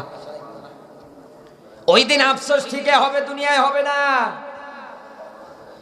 এই দুনিয়ার ময়দানে ইমানদার যারা হবে বন্ধু, 3 নাম্বার তারা কর্মসূচি নেবে, সৎ কাজের আদেশ এই জমিনে তারা চালু করবে, চালু করে দেবে। 4 নাম্বারে অসৎ কাজে বাধা তৈরি করে দেবে। আজও বাংলার ময়দানে ওমারের মতো করে আমরা যদি নেতা নির্বাচন করে ক্ষমতার চেয়ারগুলোতে বসাতে পারতাম, তারা কিন্তু দুর্নীতি করতো না, আল্লাহর আইন তুলে দিত না। এই দুনিয়ার ময়দানে সম্মানিত মানুষদের কোনোদিন অপমান করতো না, বেইজ্জত করতো না। কথা বলেন না কেন? আমরা পারছি না, যার কারণে কত সম্মানিত মানুষগুলো আজও কারাগারে চোখের পানি ফেলে কান্না করে। বাংলাদেশের যুবকদের কলিজার টুকরা মুফতি আমির হামজা ভাই লক্ষ লক্ষ মানুষের অন্তঃকরণে এমন ভাবে জায়গা করে নিয়েছে। আমার এই ছোট্ট মোবাইলের মাধ্যমে আমি জানতে পারি বিদেশ থেকে কত প্রবাসীরা ভাইয়েরা আমার ফোন করে করে হাউমাউ করে কান্না করে, জিজ্ঞাসা করে আমাদের কলিজার টুকরার খবরটা কি, হুজুর একটু কি বলবেন কেমন আছে কারাগারে। শুধু শোনার জন্য ছটফট করে। বাংলার বিভিন্ন জেলাগুলোতে আমি সফর করি, বিভিন্ন জায়গাগুলোতে যাই। মুফতি আমির হামজা ভাইয়ের কেমন আছে এ কথাটা মানুষ জানলেই যেন একটু শান্তি পায়। কিসের কারণে জানেন? কোরআনের ভালোবাসা। আমি তার বাড়িতে গিয়েছিলাম, যে দৃশ্যগুলো আমি দেখেছি আজও আমি ভুলতে পারি না। তার বাবার যে চোখের পানি, তার মায়ের যে চোখের পানি, দেখেন তো এই মাজলুম মানুষগুলো কান্না করতেছে, এই চোখের পানি কিন্তু বৃথা যাবে না। মাজলুমেরা যখন দোয়া করে, বদদোয়া করে, এর মাঝে কোনো পর্দা থাকে না, পর্দা ছাড়া কবুল করে কে? আপনি হয়তো মনে করেন লোকটা কারাগারের মধ্যে, উনি মনে করেন যে আপনি হয়তো মনে করছেন যে ঘুমাচ্ছে। না, ইনশাআল্লাহ আমি সুসংবাদ দিয়ে যাচ্ছি এই শাহাদাতপুরের মাটিতে সিরাজগঞ্জের মানুষদেরকে। হয়তো এই জায়গায় অল্প কয়েকজন মানুষ আপনারা আছেন, এটা কালকে মিডিয়ায় চলে যাবে। সারা বিশ্বের মানুষদের কাছে আমি সুসংবাদ দিয়ে গেলাম। আমি দোয়া চাই, আপনারা দোয়া করবেন আমাদের কলিজার টুকরা খুব তাড়াতাড়ি আবার ফিরবে, খুব তাড়াতাড়ি ময়দানে আসবে ইনশাআল্লাহ। আল্লাহ যেন নিয়ে আসে, বলেন আমিন। আমার বন্ধুরা, আমি দৃশ্যগুলো দেখেছি। তার মেয়ে আমার সঙ্গে যখন কথা বলতেছিল, আমার গাড়ি দেখার পরে বলছে আমার বাবার গাড়ি আছে। ছোট্ট মানুষ তো, একদম একবারে ছোট, যেটা ফারিহা জান্নাতর নাম। হাতটা ধরে ডাক দিয়ে বললাম, আম্মু তোমার আব্বুর সেই গাড়িটা কোন জায়গায়? আর কথা বলে না, আর কথা বলে না। বাবাকে দেখার জন্য তারা একটা নজর, বাবার সঙ্গে কথা বলার জন্য তারা একটা নজর, একটা পলক শুধু দেখবে। জালেমের বাচ্চাগুলো দেখা করতে দেয় না। এর বিচার বাংলার মাটিতে হবেই, আমরা দেখে যেন মরতে পারি। এমন অপমানিত, এমন লাঞ্ছিত আপনি হবেন। সামনে আলোচনা আসতেছে, আমি বলবো এই পৃথিবীর ময়দানে মাজলুমদেরকে আপনি এরকম বিনা কারণে বিনা অপরাধে এরকম করতেছেন। মাজলুমদের বদদোয়াকে আপনি ভয় করেন। আমার বন্ধুরা, যে ব্যাখ্যাটা আমি দিতে যাচ্ছিলাম, একটা আয়াতকে কেন্দ্রীয় করে আমি এতগুলো কথা আপনাকে টান দিয়ে আপনার ব্রেন বুদ্ধি মগজের মধ্যে বোঝাতে চাইলাম। আখিরাতের ভয় ভীতি আমি তৈরি করে দিতে চাইলাম। কারণ আল্লাহ বারবার আয়াতে ডাক দিচ্ছেন, কদ্দামাত লিগত ওয়াত্তাকুল্লাহ ইন্নাল্লাহা খাবিরুম বিমা তা'মালুন। বলেন আল্লাহু আকবার। সূরা হাশরের 18 নম্বর আয়াতে আছে, আল্লাহ তাআলা ডাক দিয়ে বলতে চাই, বান্দারে আগামী কালকের জন্য তুমি কি জোগাড় করেছো বলো তো। আপনি কি জোগাড় করেছেন বলেন। আগামীকাল তথা কিয়ামতের ময়দান মালিক দাঁড় করিয়ে জিজ্ঞাসা করবে, বল জীবনকাল কেমনে কাটালি, যৌবনকাল কেমনে কাটালি, সম্পদাদি টাকা পয়সা কেমনে ব্যয় করলি, কেমন করে সম্পদ অর্জন করলি, যতটুকুন জেনেছিলি কতটুকুন তোর আমল ছিল বল। পদে পদে আপনি তো ধরা খাবেন। এখনই মরার আগেই বলছেন ধরা খাবেন, এ কথা বলেন না কেন? মরলে কি হবে? মানুষের এই ন্যূনতম মানুষের এই চিন্তা ভাবনাটা না থাকার কারণে আজ দিন দিন আমরা খারাপের দিকে চলে যাই। আখিরাতের খোরাক পুঁজি আপনি অর্জন করে নিয়ে বাড়ি চলে যাবেন, শপথ গ্রহণ করে যাবেন আজকের পর থেকে কোরআনের আয়াত, কোরআনের ব্যাখ্যা, কোরআনের তেলাওয়াত যেই করুক না কেন, আমি সঙ্গে সঙ্গে কোরআনের তেলাওয়াত শোনার পরে নরম হয়ে যাব। কোরআনের তেলাওয়াত শোনার সঙ্গে সঙ্গে আমার চোখ দিয়ে অশ্রু সিদ্ধ হবে। এই কোরআনের কাছে, ইসলামের কাছে আমি সারেন্ডার করব। তাহলে বুঝবেন বন্ধু, আপনি ইমানদারের তালিকায়। সুবহানাল্লাহ বলতে পারেন না? আর কোরআন শোনার পরেও যদি রাগ হয়, অন্তরের মধ্যে শান্তি যদি না লাগে, বুঝবেন আপনি আজও ইমানদার হতে পারেননি। ইমানদার হতে গেলে কোরআনের ডাক্তার আপনাকে দেখানো লাগবে, তার মানে আলেমদের কাছে যাওয়া লাগবে। এরপরের অংশে আসেন, আল্লাহ পাক ডাক দিচ্ছেন, وَإِذَا تُلِيَتْ عَلَيْهِمْ آيَاتُهُ বলেন আল্লাহু আকবার। আরো জোরে বলেন আল্লাহু আকবার। 2 নম্বরে ইমানদারের কোয়ালিফিকেশনের ব্যাখ্যা আল্লাহ 2 নম্বরে দিচ্ছেন। আল্লাহ পাক ডাক দিয়ে বলেন, হে নবী দেখবেন ওদের ঈমান যা আছে আরো বেড়ে যাবে। সুবহানাল্লাহ বলতে পারেন না? ঈমান যা আছে আরো বাড়বে। ঈমান জিনিসটা কি আসলে? আমরা যে শুনি যে ঈমান মানে কি? ঈমান মানে বিশ্বাস, বিশ্বাস মালা। আল্লাহ তাআলা কে আমরা কেউ কি দেখেছি? আরো জোরে বলেন, দেখেছি? কবরে যে আযাব হয় হুজুরদের মুখে শুনি, দেখেছি? দেখিনি। কে আমরা দেখেছি? দেখিনি। পরকাল একদিন হবে, ফুলসিরাত এর রাস্তা পার হওয়া লাগবে, আমরা একটাও দেখেছি? এক কথায় না দেখা জিনিসগুলোর প্রতি বিশ্বাস স্থাপন করার নাম ঈমান। এই ঈমান আপনার বেড়ে যাবে। 3 নম্বরে ওয়া আলা রাব্বিহিম ইয়াতাওয়াক্কালুন। এই পয়েন্টটা খুবই গুরুত্বপূর্ণ। 3 নম্বরে ইমানদারেরা শপথ গ্রহণ করবে ওয়া আলা রাব্বিহিম ইয়াতাওয়াক্কালুন, আল্লাহ বাদ দিয়ে আর কারো উপরে ভরসা হবে না। কোন মানুষের উপরে, কোন ব্যক্তির উপরে, কোন নেতার উপরে, কোন নেত্রীর উপরে, কারো উপরে ভরসা নেই। ভরসা কার উপরে? আরো জোরে বলেন, কার উপরে? কারণ মালিক আমাকে সুসংবাদ দিচ্ছে, ওয়া কানা হাক্কান আলাইনা নাসরুল মুমিনিন। ইমানদারেরা দিন কায়েমের বিজয় করতে গিয়ে তোমরা যদি বিপদে পড়ো, দিনের পথে চলতে গিয়ে যদি বিপদে পড়ো, আমি মালিক তোমাদেরকে বলছি, আমি মালিক তোমাদের সুসংবাদ দিচ্ছি, তোমাদেরকে সাহায্য করা আমি মালিকের পক্ষ থেকে ওয়াজিব। সুবহানাল্লাহ বলতে পারেন না? তাহলে আপনি মিলিয়ে দেখেন, আমি যতক্ষণ আপনার মাঝে বললাম, আপনার কোরআনের আয়াত শোনার পরে কি আপনার অন্তরে আল্লাহর ভয় কেঁপে উঠেছিল কিনা?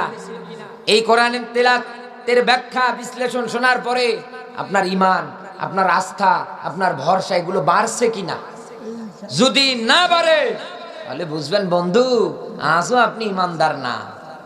আপনাকে ইমানদার হওয়া লাগবে।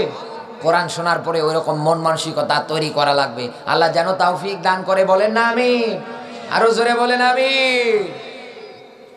আল্লাহর নবীর প্রতি দরুদ, মানবতার মুক্তির মডেল, মানবতার মহান আদর্শ, মানবতার শিক্ষক, নবিকুর শিরোমণি মুহাম্মদুর রাসূলুল্লাহ সাল্লাল্লাহু আলাইহি ওয়াসাল্লাম জবান সেরে কোরআনের সোনালী আয়াত আমার সঙ্গে পড়ে না। আউযু বিল্লাহি মিনাশ শাইতানির রাজিম। বিসমিল্লাহির রহমানির রহিম।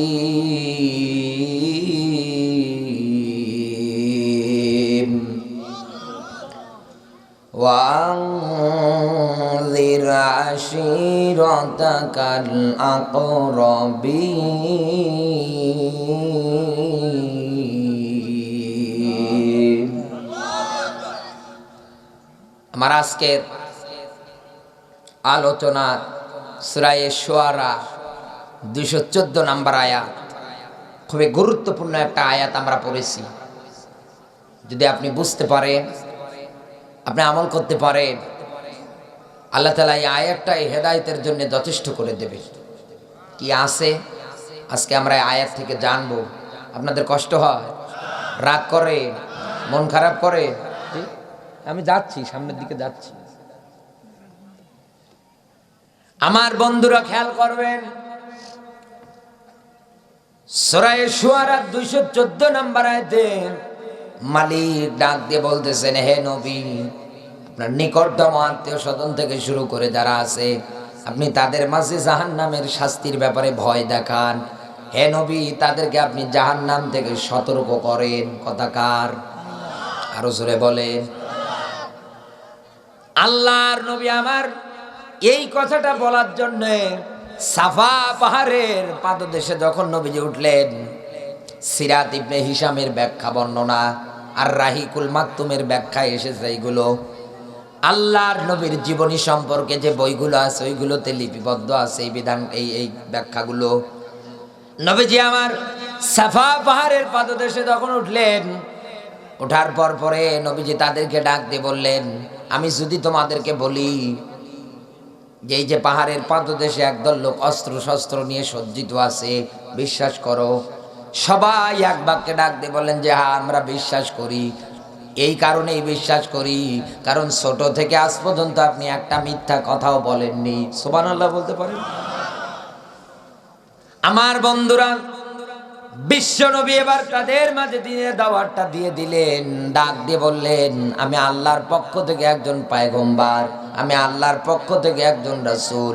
তোমাদেরকে জাহান্নাম থেকে বাঁচানোর জন্য আমার আল্লাহ পাক আমাকে রাসূল করে পাঠিয়েছেন।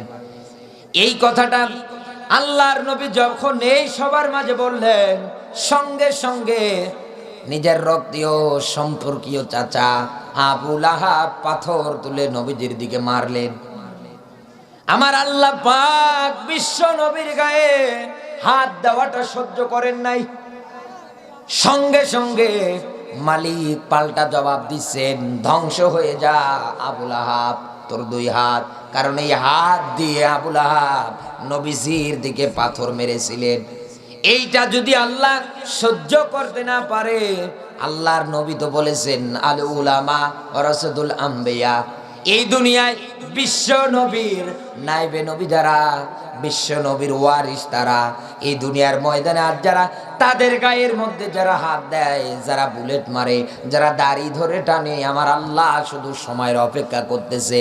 এমন একদিন আসবে, ধরবে, তা বাপ বলার সময় দেবে না। আজকে আপনার এত মহান, এত অহংকার, আপনার একবার আপনার ডায়রিয়া, একবার পাতলা পায়খানা হয়ে গেলে তো আপনার আর ওই রকম ভাবে শরীর চলে না, আপনি ওই রকম চলতেও পারবেন না। কথা বলেন না কেন? এই জন্য মালিক আপনাকে ডাক দিয়ে বলতেছে, হালাতা আলাল ইনসানি হিনুম মিনাদ দাহারি, কোরআনের বিরুদ্ধে আইন তৈরি করো, হুজুরদের বিরুদ্ধে আইন তৈরি করো, ভেবে চিন্তে করো। তুমি তো উল্লেখ করার মতো কিছু ছিলে না। আমি আজকে তোমাকে এমপি বানিয়েছি, আজকে আমি তোমাকে মন্ত্রী বানিয়েছি, জজ বানিয়েছি, আজকে আমি তোমাকে পুলিশ বানিয়েছি, আজকে আমি তোমাকে এ বানালাম, আলেম বানালাম, বক্তা বানালাম, আজকে তোমাকে আমি সর্বোচ্চ একটা আসনে বা বসালাম, আজকে তোমাকে আমি সবচাইতে বড় বিচারপতি বানালাম। ও বন্ধু, উল্লেখ করার মতো আপনি কিছুই ছিলেন না, বানিয়েছে কে? আরো জোরে বলেন। মা বাবার পরে অবদানটা সবচাইতে বেশি কার? দয়াটা ছিল কার? মালিক আপনাকে ডাক দিয়ে বলতেছে, বান্দারে, কিসের মশান দেখাও, কিসের ক্ষমতা দেখাও, কিসের হাত দিয়ে আলেমদের গায়ে পাথর মারো? কাইফা তাকফুরুনা বিল্লাহ, তুমি তো মৃত ছিলে, আমি তোমাকে জিন্দা করেছি, আবার তোমাকে মরণ দেব, আবার তোমাকে জিন্দা করব। তুমি এই ব্যাখ্যাগুলো কিভাবে অস্বীকার করো, আমার তো বুঝে আসে না। এই জন্য বলতে চাই, আলেম বিরোধী যারা আছেন, মসজিদ বিরোধী যারা আছেন, যারা ধান্দা নিয়ে আছেন মাদ্রাসায় জঙ্গি তৈরি হয়, আমি তাদেরকে বলে যেতে চাই, মাদ্রাসায় জঙ্গি তৈরি হয় না, জঙ্গি বরং তৈরি হয় আপনার নিজের ঘরে। খোঁজ না। আমার বন্ধুরা, এই আয়াত পড়ার পরে আমার ব্যাখ্যা দেওয়ার বিষয় আজকে এইটাই। আজ এত জুলুম, এত নির্যাতন করে আলেমদের গায়ে হাত দেয়, বিশ্ব নবীর গায়ে হাত দেওয়া যদি আল্লাহ সহ্য না করে, আবুল আহাবের এমন পরিণতি হয়েছিল। দুইটা ব্যাখ্যা আমি পড়েছি, হয়তো আরো ব্যাখ্যা থাকতে পারে, আপনি পড়তে পারেন। এক নাম্বার ব্যাখ্যা পড়েছে, আল্লাহ তাআলা তার শরীরের মধ্যে এমন রোগ দিয়েছে, ডক্টরেরা বলেছে এই সোয়াইসে রোগ, যার হাতে হাতের গায়ের সঙ্গে যদি হাত লাগে তাহলে তোমারও হবে। নিজের বউ সন্তান যারা আছে, ঘর তৈরি করে ওই ঘরের মধ্যে দরজা জানলা সবকিছু বন্ধ করে দিয়ে ওই ঘরের মধ্যে আবদ্ধ করে দিয়ে তালা মেরে রেখে দিয়েছে। আরেকটা বর্ণনা এসেছে, এ আবুল আহাবকে তার সন্তানাদিরা মরুভূমির জঙ্গলের মধ্যে ফালিয়ে দিয়ে এসেছে। বিভিন্ন হিংস্র প্রাণীরা তার লাশটা ছিঁড়ে ছিঁড়ে খেয়েছে। ও বন্ধু, এই জন্য বলতে চাই আমি আপনাকে, আলেম বিরোধী আপনি হবেন না, হুজুর বিরোধী আপনি হবেন না, বিশ্ব নবীর আনিত জীবন ব্যবস্থার বিরুদ্ধে চারণ আপনি করবেন না। আপনি করে লাভটা পাবেন কি? কোনো লাভ পাবেন না। কারণ বিজয়ের এলান যিনি দিয়েছেন তিনি কে? আরো জোরে বলেন। নবীজি দিনের দাওয়াত দিতে গিয়ে শুধু এরকম পাথরটাই খায়নি, আল্লাহর নবী কিন্তু তাইফের ময়দানে মার পর্যন্ত খেয়েছেন। আমরা দিনের দাওয়াত দিতে গেলে আমাদের উপরে মার আসবে, এটা স্বাভাবিক। হাত করা পরিয়ে জেলখানায় নিয়ে যাবে, এটা স্বাভাবিক। কোমরে রশি পরিয়ে জেলখানায় নিয়ে যাবে, এটা স্বাভাবিক। ও বন্ধু, আমি আমার জীবনের বাস্তব কথা বলি, আমি তো ছোট্ট মানুষ। বাংলাদেশের হালচাল দেখে আমি যতটুকুন বুঝেছি, মালিককে ডাক দিয়ে বলেছি, মালিক, আমার এই জীবনটা আমি তোমার জন্য ওয়াকফ করে দিলাম, তুমি কবুল করে নিও। আমি তোমার পথে আমার জীবনটাকে আমি ওয়াকফ করে দিলাম। আমি কোন জায়গায় কখন থেকে গ্রেফতার হয়ে যাব আমি নিজেও জানি না। ও মালিক, আমার একটাই চাওয়া, আমার যদি মরণ দাও, তুমি আমাকে শাহাদাতের মরণ দিয়ে ধন্য করিও। আমার এইটাই চাওয়া। আমি কেন আপনাকে ভয় করে কোরআনের কথা গোপন করব? আপনি আমারে পাথর মারবেন, মারেন, অসুবিধা নেই। আপনি নিজে ভুল করেন, কারণ আমি আমার বাবার কথাও বলি না, মায়ের কথাও বলি না। আমি কথাগুলো যার বলি তার তিনি কার কথা? আরো জোরে বলেন। বিশ্ব নবী যার কথা বলেছিলেন এগুলো ছিল কার কথা? আল্লাহর কথা বলতে গিয়ে যদি মার হয়, কপালে যদি পাথর আসে, অসুবিধা নেই। দেখেন না কত নির্মম পরিহাস। বিশ্ব নবী তায়েফের ময়দানে দ্বীনের দাওয়াত দিতে গেলেন। তায়েফবাসীদের মাঝে যখন দ্বীনের দাওয়াতের কথা তুললেন, তায়েফবাসীরা নবীজির দিকে পাথর মারতে শুরু করে দিলেন। বৃষ্টির মতো পাথর এসে আল্লাহর নবীর শরীরের মধ্যে লাগতেছেন। নবী যে হাঁটতে পারে না, রক্ত ঝরতেছে।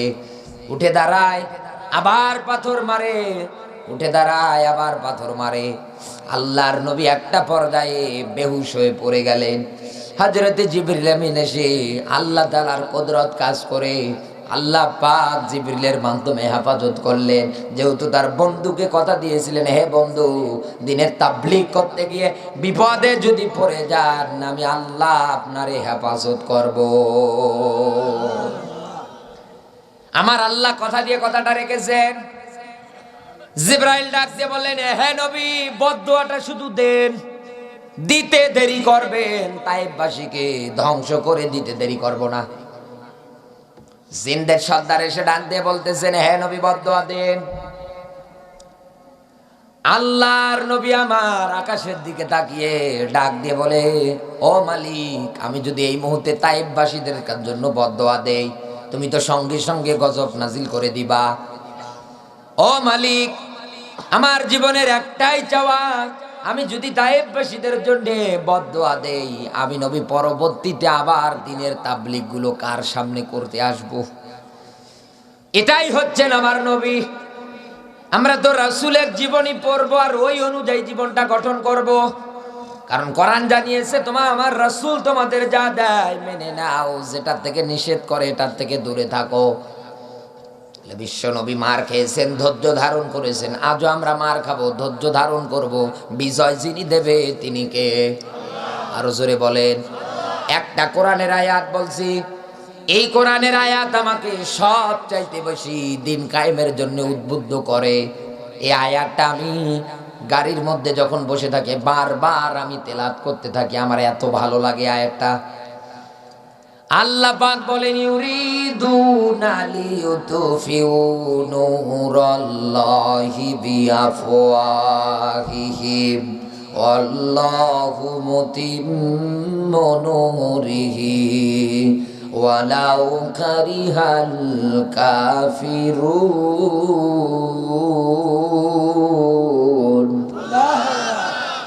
সূরা সাফ 61 নম্বর সূরা 28 নম্বর পারা, প্রথম নাম্বার রুকুর 8 নম্বর আয়াত। আল্লাহ তাআলা ডাক দিয়ে বলতে চাই, ইউরিদুনা লিইউতফিউ নূরাল্লাহি বিআফওয়াহিহিম। হে নবী, কাফের বেঈমান যারা আছে, ওরা যতই অপছন্দ করুক না কেন, ওরা যতই চেষ্টা করুক না কেন, মুখের ফোক্কার দিয়ে ইসলামের আলো, কোরআনের আলোটাকে নিভিয়ে দেবে। হে নবী, ওরা পারবে না। আমি কসম করে বলছি, আমার জমিনে আমি দিন কায়েম করব। আল্লাহ যেমন কসম করেছিলেন, হে নবী বাঁচাবো, বাঁচিয়েছে। এক কথা বলেন না কেন? ওই মালিক কসম করে ডাক দিয়ে বলেন, হে নবী, দ্বীনের পথে চলতে গিয়ে মার খাবেন, নির্যাতিত হবেন, অপমানিত হবেন, লাঞ্ছিত হবেন, মানুষ আপনার দিকে পাথর মারবে। হে নবী, মন খারাপ করবেন না। আমি কসম দিয়েই বলছি, এই জমিনে আমি আমার নূর, আমার আলো আমি জ্বালাবো।